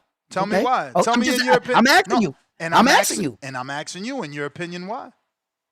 Okay. I think that I'm not saying that it would be, but if I had an argument, Yeah, make an maybe because argument. You don't gotta believe maybe your argument. Just make it. right. Okay, so Mel is maybe former because I'm the undisputed. Mexican man Virgil ain't had fan no base and belt. the American fan I'm base with you, Big would Money. come out. I think the Mexican fan base and the American fan base and that good rivalry would come out. And a lot of people wanted to see two undefeated fighters clash in a real guys that are active. Not some guy that's coming off of a layoff and we're not sure what version of that person is going to show up. We already know that he had a fight, he knocked out a guy, boom, let's go. So that's my if Yeah, I it mean, could be bigger for them. I don't think the green print is enough to say that he's the bigger fight. Like The O's. The O's. Remember the O's. it still ain't enough, bro. You are undefeated contender. I'm not gonna disrespect and use the P word. He's an undefeated contender. Who? Which one? Virgil is. Jamel, Okay. on the other hand, he's former unified, former undisputed. Okay. He's just got more accomplishments. Legacy-wise, he's a former champ. You beat Virgil, he's not even a champ. It don't even go on the list of champs. See, but fights are mostly bet off betting lines, right? And the uncertainty that they would have with the fight coming in with the Charlo twin versus two active fighters and undefeated fighters. I think Charlo's betting line would be closer to positive. So you would put money on the Virgil. Charlo twin, Ness. You're not listening. I never said I would bet on him. I'm saying the bookies would make it a tighter fight because Charlo has experience. He's been on the world class level longer. Virgil's a pup. He ain't. And let's not forget, Charlo can sell the fight. I mean, I don't know that he could sell the fight. He changed his tune. Oh, Crawford, you're the best. I would honor. It'd be an honor. He don't sound like the old Charlo. But let me get to some other callers. Big Money. All right. All right, gang. Yo, what's up, Ness? Good evening, man. Hey, what's up? What up? What up? What up? What's up? Hey, round one, man. Hey, I'd like to apologize, man, for all the shit that I've been giving you, man. I'm glad that you told us your flight itinerary and all the other shit, man. You showing up, man. So shout out to you, man. I very much respect that you actually come to the event. I ain't believe it. I ain't believe it for a long time, man. But now you made me believe it, man. So, hey, remain healthy, man. Just give a good performance when you get down to the city. But All right. but if you want to argue, against Charlo, man, just Google plenty. You can just hit Google, man. There's so many fucking reasons why Charlo is a better option than Virgil Ortiz, man. In a much bigger fight, Okay. you know. Even though he does have the loss and everything like that, Charlo showed resilience, and every time he lost, he made a loss, drew, whatever, he came back and was a much better fighter. So we can't discount him for what he did against Canelo, you know, because when he Okay. always bounced back, he gave monumental performances and everything. Like he put Tony Harrison in the body bag. He put Mm-hmm. fucking Castano in the body bag. So it's Right. like, yo, next time you get in the ring, man, against whoever, man, we're gonna see a much more aggressive Charlo and better looking Charlo. Now with I this hope shit right so. here, yeah, for sure. I really believe so. And now with this shit right here, man, I'm just happy, man, that Norman's actually getting his name called like he is, man, and getting the notoriety that he deserves and putting the city on the map, man. I truly believe, man, that it's going to be a great fight, man. 11/22, man, is what everybody down here is looking forward to, man. And I just wish both fighters health, and just keep on getting that money, man, going forward, regardless of after this. But Norman's going to win, and the 147 landscape, man, it's not going to be no fucking smoke because nobody's going to want to fight him. Like what fighters maybe like Liam Paro or maybe Jack Catterall, they may step up, but other than that, there's no additional test at 147. You know, and I don't see that Brian Norman will move up no time soon. I think he could probably be a career welterweight. Well, how he work out and how he's disciplined, I can see that he'd be a career welterweight and everything. He'll dominate for probably the next eight years. So I'm just looking forward to that. But nah, ain't no smoke at 147 for him, man. Haney, it's Haney or bust, and that's what everybody's wishing on because they want to upset the apple cart. And also, man, even if Haney wins, it's not really going to be no big fights for him. Because, like, you know, Oscar De La Hoya already said there's no point in making a Ryan Garcia 2 fight. So he's never going to get the chance to get it back in blood. So, you know, Golden Boy's taking their ball and going home with that. So Haney, what's he going to do? He's going to be doing gimmick fights or whatever, trying to move people out. Or he may actually get a Manny Pacquiao fight. But even I that, mean, nobody truth really be cares. told, Oscar will have no say so. If Turkey want that fight, the money that he was offering Ryan ain't gonna let Oscar tell him no. Remember, I mean, it was a lot of shit. money that it was so much money that Devin got Mm-hmm. mad that Uh-huh. this dude fucked up. So I Who, don't who know. works for who? Who works for who in their dynamic, man? You and I both know that. But Who works for who in their dynamic? exactly that's my point. The fighter is the That's your boss, point. not So Oscar. allegedly, you know what I'm saying? You better see All Oscar ass in right. court again. I'm just saying, man, you know, we know how that shit goes. Motherfuckers want to pretend they the boss until it really gets down to it. So, like, we ain't gonna see that fight, but you know, good luck. Good luck to us believing that that fight's gonna actually happen. But yeah, man, Devin Haney, man, I think he's gonna be a meme on 11/22. If he does happen to survive and stay standing at the end, man, shout out to him. You know, but nah, Haney ain't like that, man. As always, man. Shout out to you. Shout out to the community, man. Respect to everybody. And round one, man. Yo, respect to you, man. I give you much respect to Thank that, you. man. You be cool. Thank you. You be safe, man. Peace. You be cool. Be safe, brother. Rayochenko, what up? Mic check, mic check. 1 2 1 Hey 2. man, 1, 2. shout out TBV, shout out the community. Goddamn, we miss boxing. But hey, take that week off. You needed it. That's you Appreciate you. you probably look like Oscar De La Hoya right now. You feel me? All ripped up and shit. But I hope. shout out yourself, Ness. He went and got the Uh, abs. You saying I, he got the ab surgery? I'm with you. yeah, yeah. Oscar Shout need out to Oscar send De me La his Hoya. doctor's number. I need that. Shout out De La Hoya. Hey, but boys, I just want to say, yeah, like you really do fill a void, Ness. So shout out you, bro. This box talk, bro. This shit's the shit. I do want to make it quick, man.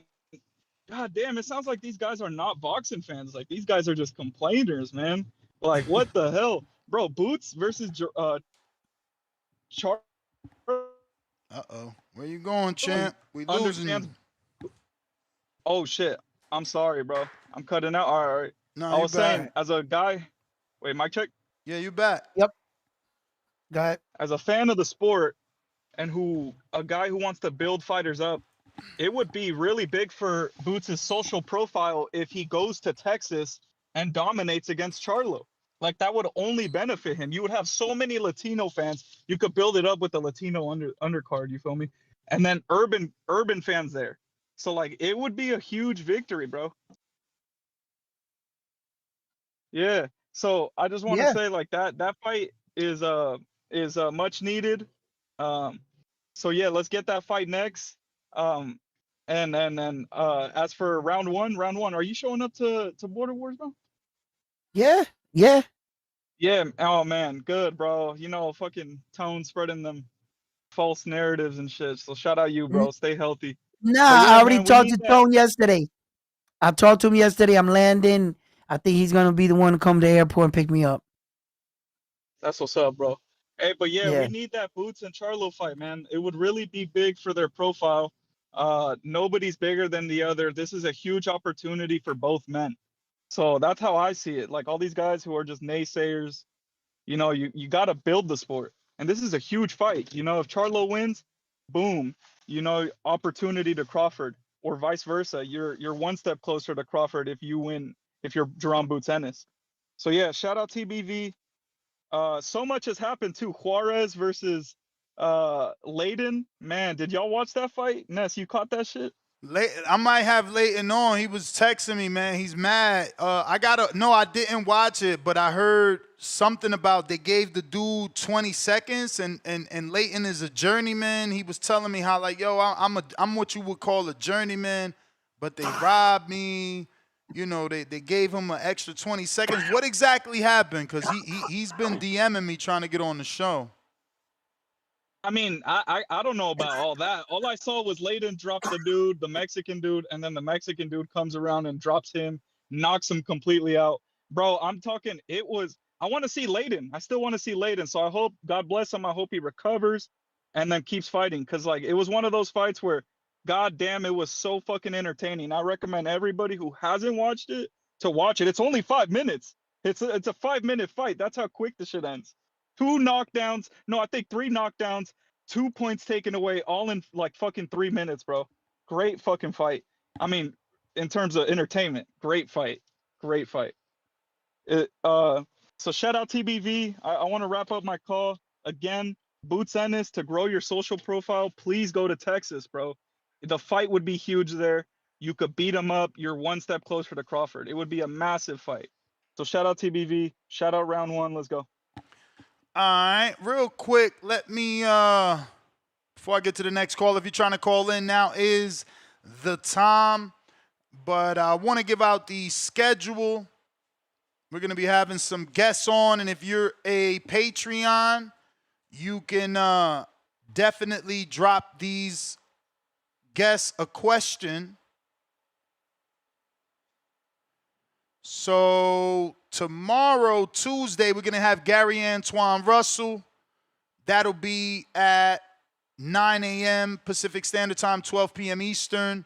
On Wednesday, we should be having Danny Garcia at 8 a.m. Pacific Standard Time, 11 a.m. Eastern. And Jersey Vargas from Mayweather Promotions at 9 a.m. Pacific Standard Time, 12 p.m. Eastern. On Thursday, we're going to have CEO Nelson Lopez, the founder of the new GCA Amateurs and Global Combat Collective. So we'll have him on the show on Thursday. And then Monday, October 27th, we're going to have standout amateur Chad Pitts, a.k.a. the Candyman. So if you are a Patreon or a YouTube member, you get to drop all these guests a question. We'll let the guests know exactly who's asking the question, and you'll have that answered. Phone lines are open if you're going to call in. Now is the time. If not, it's over. So round one, ain't got no new footage, man? Nothing to show? Oh, no. Well, I just put up like a short clip today. Where? On my YouTube channel. Okay. Okay. I put me in the gym. It's just me in the gym, and it's showing like me looking around in the gym, showing like I'm sweating, just checking in with everybody. So no actual work though. What do you mean? Like showing my work? No, like you ain't training, getting like none of that. training. No, I'm not putting none of that up. No, just me sitting down at the gym with all the guys and my coach, and just showing that I'm in the gym and stuff. But no, that's gonna be a surprise. You know, like surprise, OC, I'm here. You know what I'm saying? You know what I mean? And hey, it is what it is. And you know, I can't wait. I can't wait. We tightening it up on some things, going over some last week stuff. We're getting our last sparring in, and it's on to the fight and fight night. You know, I can't wait. You know, one more thing. I'm gonna send you a picture of my Masters helmet I bought. Make sure I got the right one. Make sure everything. I mean, it don't say it. It should automatically It says say it. it says it. It says USA Boxing Masters approved. All right, that's all you That's need. what it says on the helmet. So It all ain't no right, helmet, so, but all right. well, you know what I mean. You know, I got it downstairs in my bag and shit, but I got it. You know, it's just a few things I needed to know, and that flight cost me so fucking much, bro. Right? So I'm about to take it out on OC's ass. We gotta talk about everything just in case he comes in overweight. You know, but hey, it is what it is.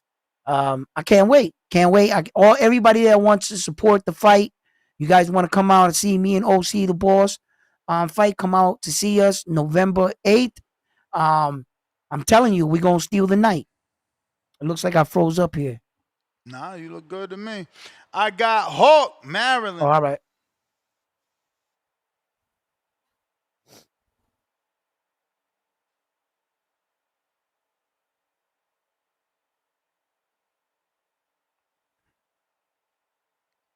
Hawk. Hawk, where you at?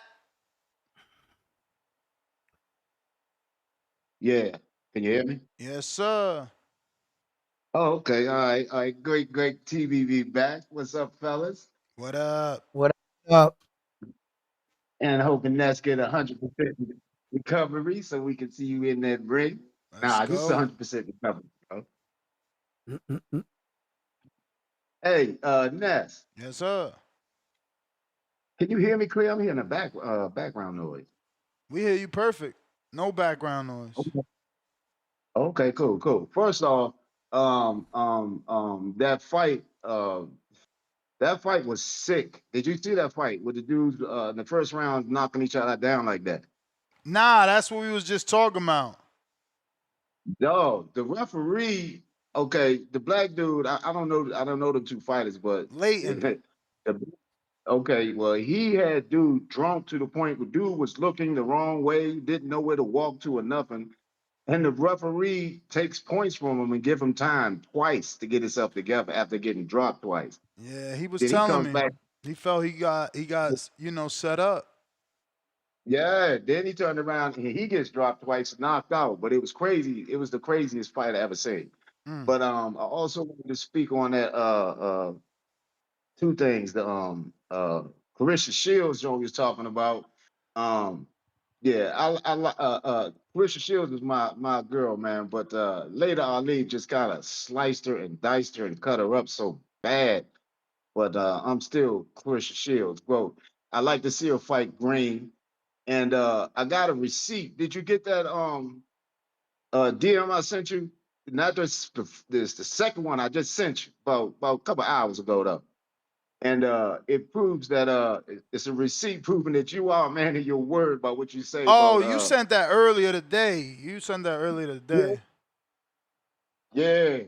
You Yeah. play that's you 100% on your word right there. If you got it, if you can't pull it, then don't worry about it. But it's right there. You see it? I had seen it earlier. You talking about where I said that I wasn't picking Layla over Ann Wolf. You know, you say you picking Ann Wolf. Yeah, You, that's what I'm saying. I wasn't picking Layla over Ann oh, Wolf. yeah. Because the way you looking at Deja. Yeah, I'm picking Shadeja. Yeah, okay. Well, I can't wait till that come about. As far as the Norman, man, Norman and shit, Devin. My man Devin, man, y'all gotta realize, man, Devin came from a time. That's why I got to stick with Devin, man. Devin came from a time when he went through the joint called the doghouse. Mm. Man, they took Floyd to court for the doghouse. That's when you get in there and you fight till you can't to whoever quits, Yeah. like Devin made Tank do. Yeah, the doghouse. So I can't see Brian Norman showing him nothing he ain't seen before if he done got through the doghouse. You remember the doghouse rules, right? Yep. You know that Yeah. was one of So the rock mons that sued. yeah, yeah. That's one of the rock mines that sued. It was on HBO and all that, man. But Devin and Tank Davis had to do that one time. And from what I heard, Tank stopped. So yeah, so I can't see Norman showing Devin nothing he ain't really seen it, and plus Devin can do it for 12 rounds, but no question, one wrong move and everybody go home early when it comes to Norman. So yeah, but I think Devin can stick to a plan for 12. But other than that, man, I'm glad you back, Ness. It's crazy without the boxing show on, man. And round one, salute to you, looking good. TBV #1. All right, Hawk. Appreciate you. He's talking about this short right here with Who you would have picked, Layla or Aaron Wolf in the fight? Come on, man. We're going for the underdog Wolf, man. That commercial shit. We ain't with that shiny, glittery P. Diddy suit shit. You want the slums, man. Give me them cornrows, man. Training in them Texas fields in 120-degree weather. Yeah, you know so Layla was super middleweight champ. Light heavyweight champ. And that's it. Big right hand! One punch! That is it! Forget about the count! Who you would have picked, Layla or Aaron? Who you to pick round one, Layla or Aaron Wolf?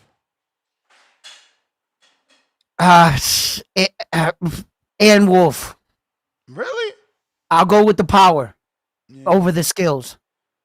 Yeah. I mean, Layla was obviously the more skilled. I think she had a better, gas tank and stuff, whatever. But Aaron Wolf's power is frightening. Hey, If yo, Brian Norman in the Brian Norman Sr. said, newsflash, Brian Norman went doghouse in Atlanta with Tank. Carry on. Hey, Senior, I thought you said they only did like 5 rounds. Did I misunderstand that? How many rounds they did?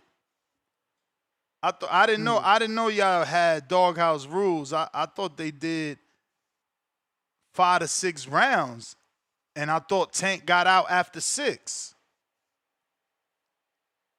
I could be wrong, though, because I forget things. Brian Norman gets mad at you if you forget. You know what I'm saying? Yeah. Don't forget no shit with Brian Norman. He cutting you off. Trizzy, what up? Yo, if I had to pick Ali or Aaron Wolf, shit, I think it just depends, man. I feel like if I would go like Layla late, I go in early if she can catch her. That's a good. Yo, when that shit dropped, like the Layla Ali and Carissa Shield, I'm like, man, I really miss Ness right now. This would be a great time to talk about it. You know what's crazy about it? Even Ann Wolf caught a straight bullet in that convo too. I'm like, God damn. Yeah. Yeah, man. I don't know, man. I really, if later, I won't I talk about mean, later. she even Ali. put the receipts out there that she said she tried to fight Ann, right? That was a lie. She said that they lied to her on that too. So I don't know. I'm waiting for part 2. She got me interested. Oh, man, she shook up the whole boxing world with that. So, man, Bro, that shit I'm really went curious to viral. see. Hella websites picked that up, like out of boxing too. You know them rap sites. Yeah. And I don't follow Carissa Shield because I really can't stand her. I agree with Lady Ali that she a bad woman, or whatever you want to call her. Anyway, I don't like her. So I went on Carissa Shield page just to see if she said anything about it. She been quiet like a mouse. Like, oh, can't say nothing about this. But if she do come back, I would like her to get like 2 to 3 warm-up fights. I don't think it's fair to fight someone and you ain't been fighting like 18 years. You know what I mean?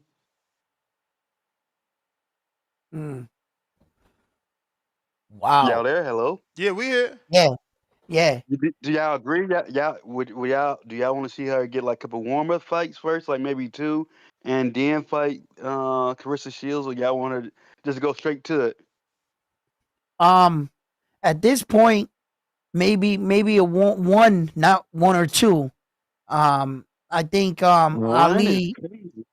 Yeah, but this is women's boxing is a little different than men's, man.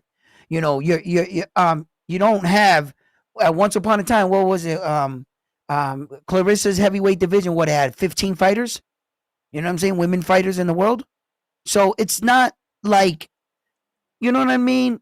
I think that with her experience, it's kind of like do or die at this point at her age, whether she's going to do it or not. I don't think giving her more time, tagging on another year onto her life, is going to make her any better or any more dangerous to, you know what I mean? If one fight, maybe 9-month training camp will do it. They You say know? Clarissa letting this blow over. That's hilarious.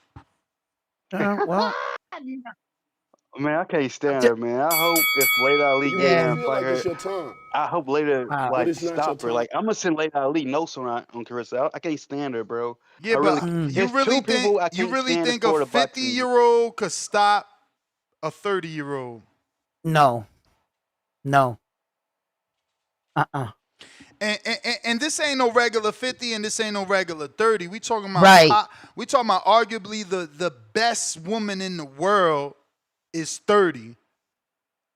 And yeah, Layla, let's call her a legend, but she's 50.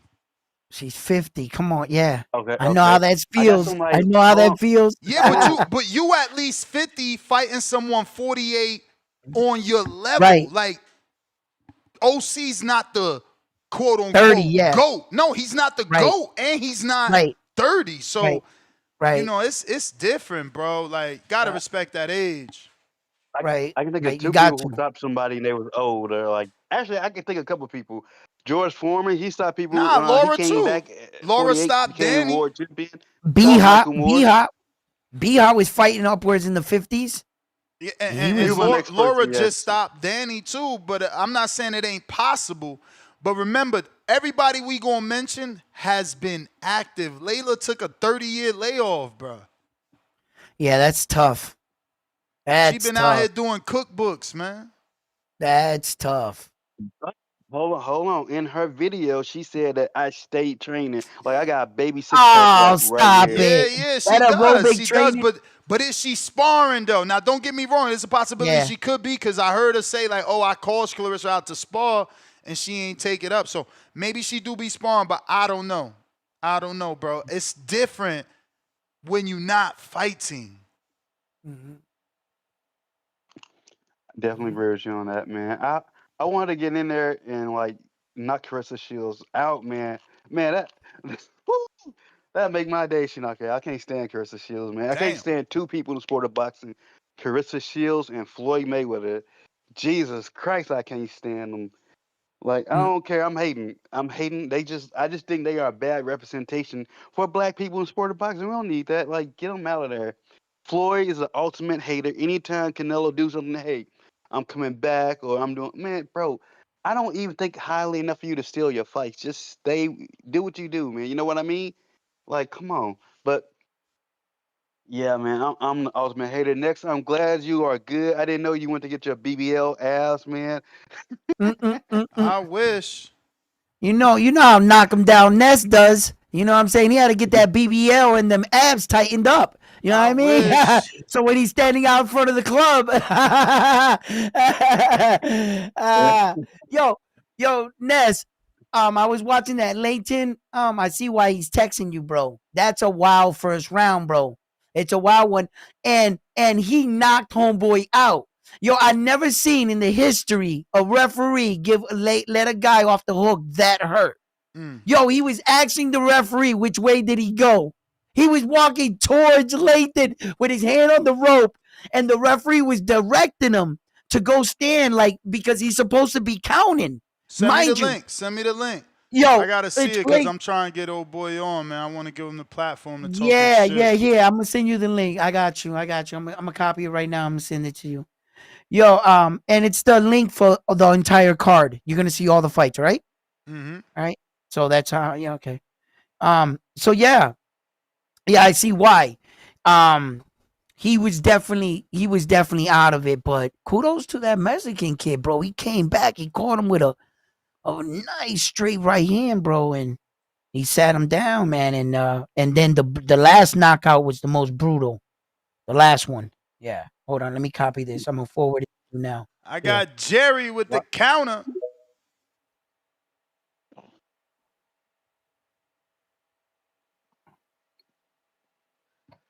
Mic check 1 2 1 2. What up? All right, man. I don't know what's going on. I think I got this all finally taken care of. You know, I wanted to call in earlier today. I didn't have a chance, Ness. And you know, I said this on the Two-Tone the Superstar show. I think Jerron Boots Ennis is the new Tank Davis. I really think that Eddie Hearn is taking the "they got to let us do what we do" blueprint.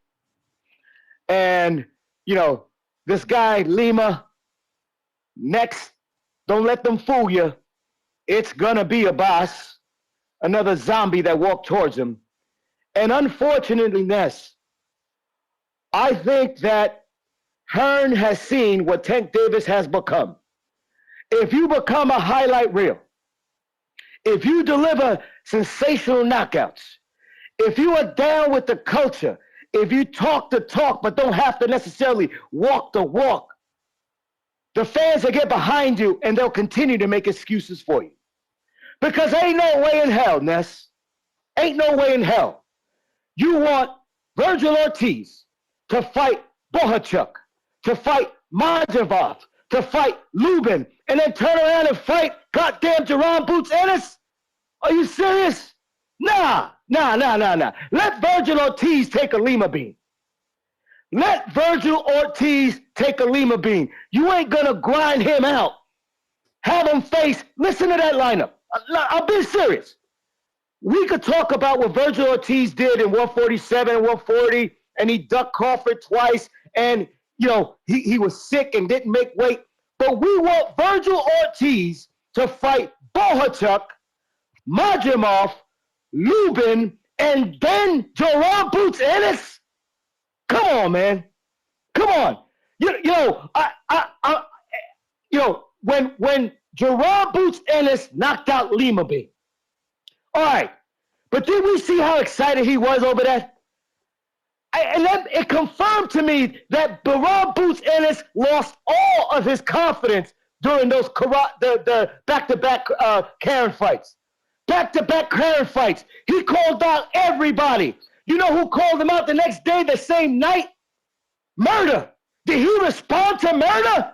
Has Jerron Boots Ennis and Eddie Hearn respond to Murder and said, okay, we will take that IBF fight? And don't talk to me about rehydration clauses, because the Europeans are telling you how to run it. When everybody was running away for Sabril Matias, it took Pato to go to Puerto Rico and whoop his ass. Guess who just called out Murder? Because us in the United States, we scared as shit. Majimov just came out surgery, just battled pneumonia for 12 goddamn months. He said he will fight Murder next. The hell with this IBF 10-pound rehydration clause. To me, it's an escape route. Stop ducking the smoke. If you can't walk the walk, shut the... And Jerry? Little angry tonight, Jerry. Angry as hell. He's the bad guy. Say hello to the bad guy. Hey, I sent it to you on Instagram. What's that? The fight. The link. Yeah, the fight. the link. Got you. Everything. Got you. So when you got time, that's the whole card. You can check it out. It's gonna play everything. So, you know, you'll get to catch up on those. I know with the knee surgery, you didn't have a chance. Yeah, I missed that fight. We got Tyron. What up?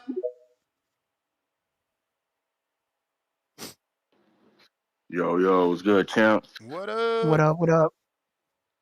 What's good, Round Uno? How you doing, man? Good, brother. Good. That's good, man. Shouts out TBV. Hope everyone blessed tuning in. Great show. Great to have you back again, Ness. Best out. Just touching on the topic. Um, you know, when they say sparring, you keep that closed indoors, and you can only could take so much from sparring. But that's the guy opinion. I also do have it Norman favored, but like just slightly. Um, I think Norman Power may be a difference, as well as I think his athleticism is slept on a bit. He does have a tendency to lunge at times, and also keep the lead hand down when he jabbing. So I could see Haney kind of take advantage with that, just coming over hand with the right.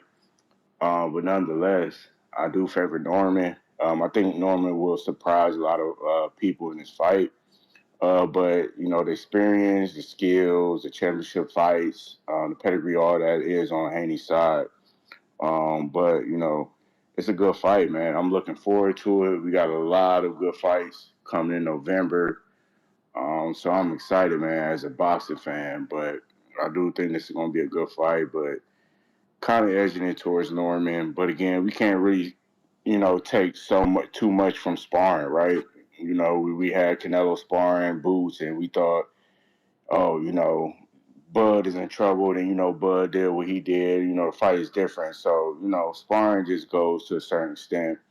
But we just have to see, when these two guys, come in the ring on fight night. It's one versus the other, and that's what we love about the sport. Can no one fight? Can no one fight for you? Like Floyd used to always say. So I'm anxious for it, man. I'm looking forward to it. Just wanted to give my 2 cents on the champ. I appreciate the platform. Appreciate TBV, and again, hope everyone blessed tuning in.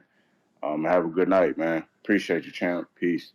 All right. Appreciate you. Last call for callers. If you're trying to call in, now is the time. We got Walter Vaz, 2-pounder. Boca Chica fight should show you all you need to see. Brian Norman, we read that. He's back with another $2. He said they sparred 3 times, age 16, twice at 20. And Jerry says, at Polo Buck, you ready to drop that 50? And if you're trying to call in, now is the time. Now is the time. Looks like Jerry back with that counter. We got Al in the Bay. What do you say? Bay Area. What And you know up? what it is? Bay Area on the map, man. We back at like some crack addicts. Yo. Whoa. Haney is going to win hands down. He's going to win hands down. He's going to outbox him. I'm not saying Norman is a scrub or nothing like that. I'm saying he's going to show a masterclass of boxing. He can win hands down if he just boxed. Now, if he tried to go toe for toe, like he got a chin, that's the wrong fight, player. Norman is normally he's a boxer, but he's a power puncher boxer. That means he still has to set his feet, to get that power out. Correct. So if he can use that jab and stay with that jab in front of his face and have him reset every time and move around, he can win the fight with no problem. Maybe with just a little bit of sweat. I definitely think that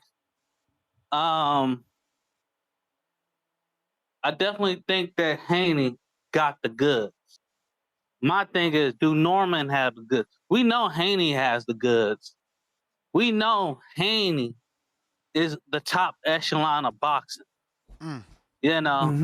Question is, Norman in the top echelon of boxing? This is what we're going to figure out when that fight happens. There's no running. There's no hiding. There's no, oh, well, this happened. No. Are you the goods? You know, we see that you become a champ, but can you beat another champ? Can you beat somebody who's not looking to brawl, but looking to box? That's the question people should be asking themselves. And no matter what a sparring partner is going to say, of course, Haney is not going to be in the in the in the flame. That's not his game. You know, his game is stay on the outside, move. You come closer, I'm gonna hit you with this hook, then I'm moving. That's his game. And that's my call. Bet on Haney. Yo, Box Rec, they some scandalous motherfuckers, right? For the picture, for the representation, for the 147-pound champions, you know whose picture they got? They got Devin Haney's picture, and he's not even a champion at 147.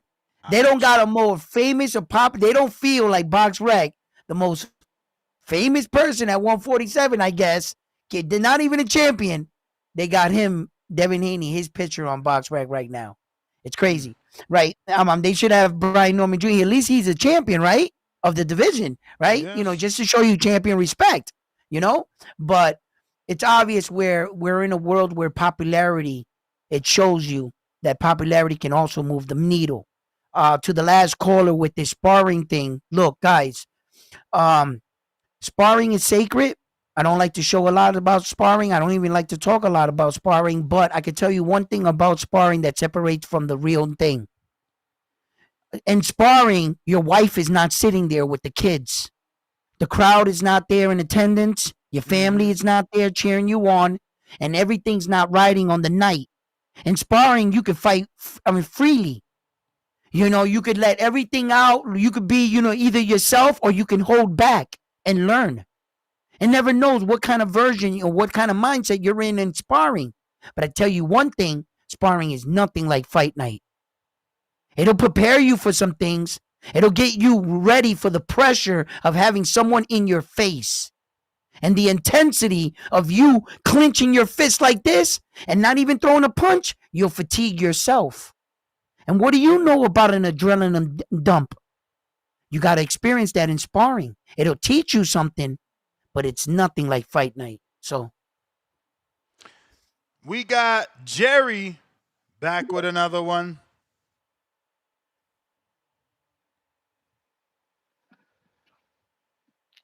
Paulo Buck, I'm back on stage 1 in the middle. Come donate that 50 to the community. We got a week to make up. Ness was on vacation. Let's go, Paulo. We waiting on it. Knock me out. Hey, on Ness. Polo's a hater. Seniors listening. And here's what I don't understand. So you don't want to spar Haney because you don't want to give away any secrets. Like on the surface, that makes a lot of sense. So then why would Haney spar you and not care if you learned his secrets? Because they were looking at it like Haney was trying to get the inside info. And Carlo, you also got to know. But if we both, listen, I understand, but it's not a one-way thing. You're going to get a chance to see me too. So if I'm not scared of you seeing what I got, but you're scared of letting me see what you got, we need to take a deeper dive. Man, Senior, come on board, because honestly, I need to understand that. Because I look at all the young guns. Tank has sparred Haney. Haney has sparred Tio. Tio sparred Shakur. Matter of fact, if I recall correctly, but think about it. Hold on, Chad. Hold on. Nah, you're not thinking. Go backwards. Tell me those sparring partners again, and I'm going to show you how many of those fights didn't happen. You said Haney has sparred Tank. They still ain't fight. Haney sparred Shakur. They still ain't fight. Tio sparred Tank. They still ain't fight. Tio sparred Shakur. They still ain't fight. And that's what Norman is saying. What? Why can't you get that angle? If I show No, you no, what no. I got, you're going to get afraid. Yep. You're not So getting we that agree, Tank. angle. So we agree Tank Davis is afraid. Brother, Can we agree? I'm giving you Brian Norman Sr.'s angle and using your senses as proof to what he's saying. Just Right, because and don't you spar someone and now they don't want to fight you. right, and don't take one guy's way and to prove what you're saying, because now he answered your question. So what we're saying is this: if Norman and Haney would have sparred, then Norman wouldn't have been on the list. Is that what we're saying? No, because no, we don't know that. We don't know that. We don't know that.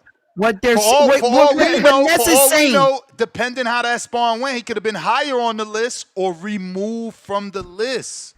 Right, It goes both ways. No, I hear you. I hear you. Teofimo is supposed to fight Shakur. Some of these big fights have not happened simply because Tank Davis has been the common denominator.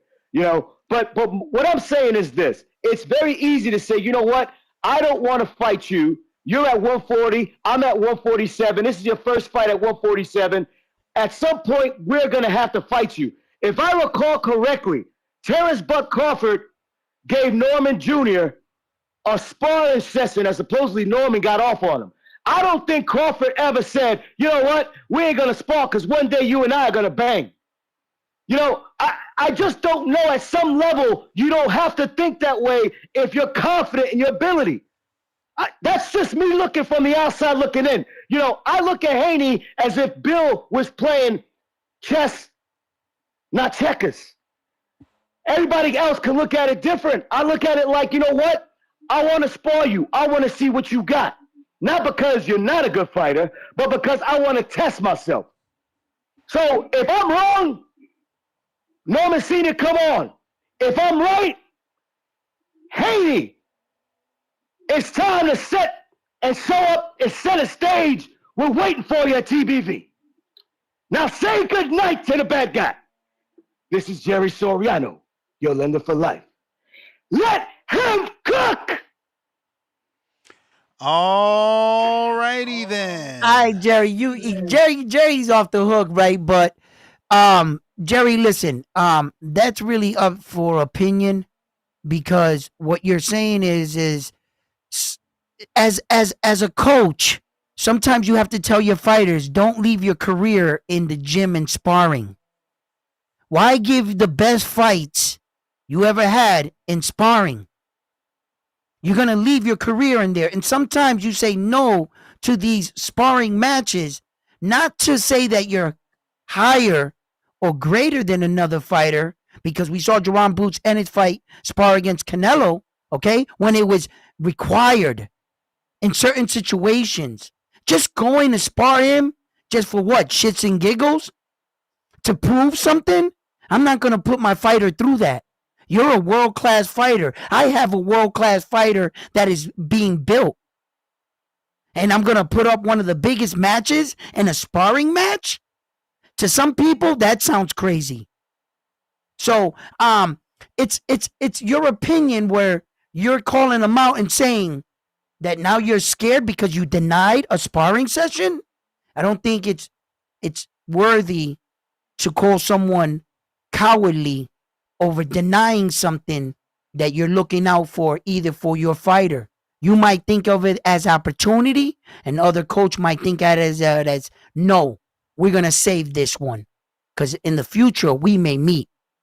And Jerron Boots Ennis did help out Saul, but they're not in the same weight division. Their weight divisions way apart from each other. They're not in the ballpark. So it's a different situation altogether. Alrighty then. Last call for them callers. Pop up now. Pop up now. Brian Norman, $5. We making millions of dollars for doing something they wanted us to do for thousands. Hands up emoji, see? He didn't spar and he getting paid millions. I get him, man. Polo Buck counterpunch Brian Norman. Not that he needed it.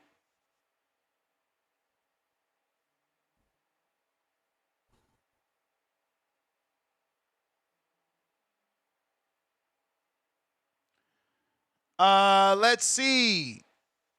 If you're trying to call in now, is the time. Discord available. X Spaces also available. Looks like that's it. Round one. Where can they find you? You can find me on Instagram, Round One Sports Talk, Facebook, and YouTube, Round One Sports Talk. Yes, sir. You know you can catch me right back at it, 6 a.m. in the morning, doing it again. Make sure you guys hit me up on Discord to send me any topic suggestions that you may have for whatever topic you want to talk about. Mañana. We got Alan Day sneaking in. Sneaking in.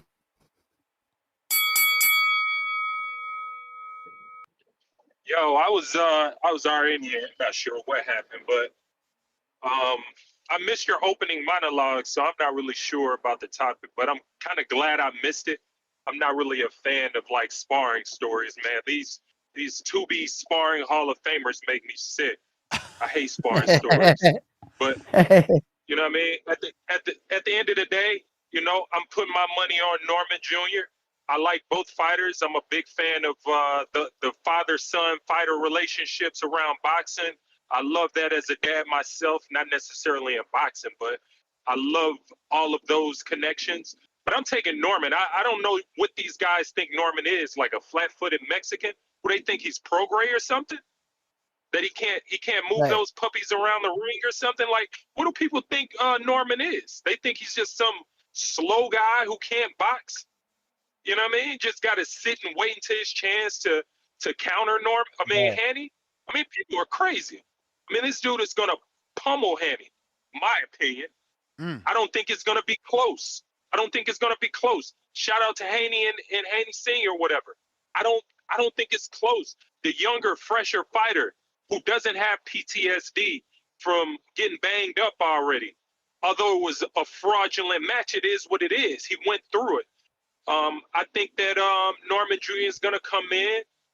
He's gonna take advantage of that jab that Devin throws out there and drops his hand in a way in. I mean, he's gonna counter. He's gonna go over the top.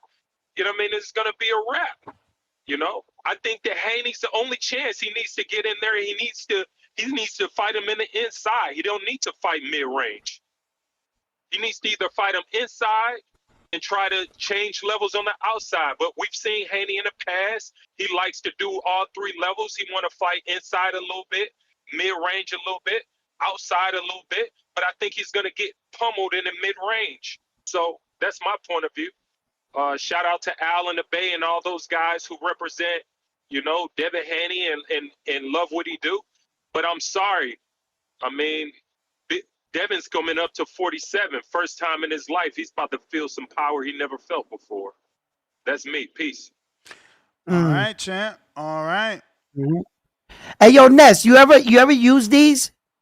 Right here, I'm finding that these things are helping me a lot with my smoking and everything. What is because I smoke bud. They're like the best way. They're like Zims, like that dipping shit, like right. But they're what the hell is THC. it? They're THC. Okay, but what is it? A gummy? No, it's like a chewing thing. What you do, you put it in your mouth on your lip, You may feel like that, it's your tongue, and you suck on it like but it's not your tongue. like chewing tobacco. They put So these it's not in these candy. So it's not candy. It's not candy. No, yeah, it's like in a little plastic thing. I mean, not plastic. It's like kind of like a So package you leave like it in that package? Yes, right in the package like this. You supposed to leave it in the package? Yeah, like this, just like that. You take it. Look, they're like this. They all come in. There's one. There's like 30 of them in there. So what you do? They're called these things. They're dips. They're that.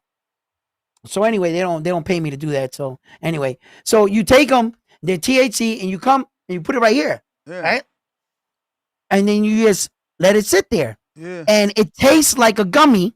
Like if you're taking like a gummy, yo, them shits get you right. and there's no nicotine, like no tarp, like I'm not smoking. And the thing is like I'm trying to get over the bad habit of just picking it up, like the oral fixation or like that, right? But my wife got me these because I was like, baby, I want to cut down on my smoking. So, she always, and she got this. She was like, here, try these. Bro, I just cut it cold turkey, bro. I haven't smoked, but now we on Monday. I want to say 6 days. Tomorrow will be 7. What? So you took the opportunity of doing the need thing and said, I'm going to get it in here because it's going to give me that extra help I need. Well, I mean, I looked at it like this.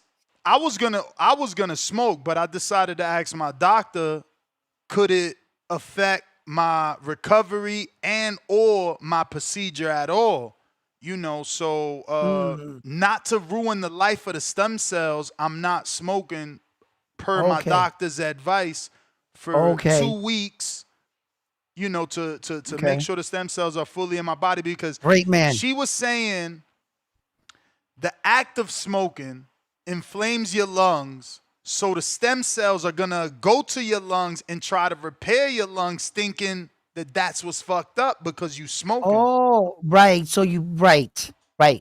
So you don't want to take no diversion or distraction from the procedure you just did. You want 100% everything in your favor. I'm going to have to help out that's a man understanding his situation. I even asked her what I should eat, to make it better, I ain't playing, bro. I need this shit to work, bro. I need this shit to work. That's a major surgery, and this is not something you should mess around with because, you got to be committed to this. And it's sad. I can think back and I know a lot of guys that had big surgeries and they didn't take care of themselves and they regret it. They regret it. Not me. I have family members that did that. That bypass stomach surgery. Mm-hmm. And they went and did it, and then they didn't go along with that course where they were trying to teach you not to eat for a year, and it was how mental was. Wait, eat for a year, or not eat like you normally eat for a year? Right? No. The course is for a year, and in that year they teach you how not to eat and slow down. So it prepares you that when they make your stomach that small, that I'm telling you, 5 grains of rice going down with 1 freaking bean is a lot of food. And some of these people, they were hurting themselves and they were trying to take a whole food, and then you see them later throwing up, ripping the lining of their stomach. They didn't help out their procedure. And I've seen it happen. And then 2 years later, they're just as big as they started. And the whole surgery and everything just went to shit because they weren't behind their surgery. They weren't committed. They didn't do what they needed to do in their recovery, and they regret it. I know they regret it. Yo, Jerry still thinks he's right, but he keeps making the argument for Brian Norman Sr. He said $2. Round 1. How many times did Norman and Boots spar? But round 1, don't even answer that, because the answer to that is, did they fight though? Right. And that's possibly why they didn't fight. You got Norman Sr. swearing up and down that Boots didn't want to fight. And again, if you go and you take Norman's argument, well, whatever they did in sparring made Boots not want to fight. And again, did you leave one of the biggest fights in sparring? And did you lose all the money that you could have had in the ring? Well, they definitely left that fight in sparring, and they definitely left all the money that they could have had in the ring. But I know they don't care because they making way more for this fight. But your point is you could have had that money plus this money. Oh, yeah. But now that you threw away that fight in sparring and both guys already know what each other offer, and neither guy is willing to budge on certain things, now you don't got the fight because you left it in sparring for free.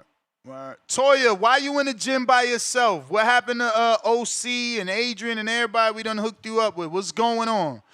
That is all the callers and all the super chats. We right back at it tomorrow morning, 6 a.m. Make sure you send me some topic suggestions on Discord. Join our Discord. We up to close to 2,000 people on Discord. Check us out there. Round 1 to the next one. All right.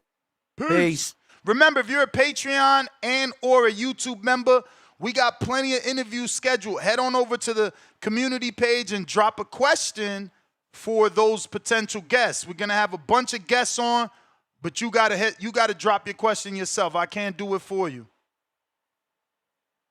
Peace.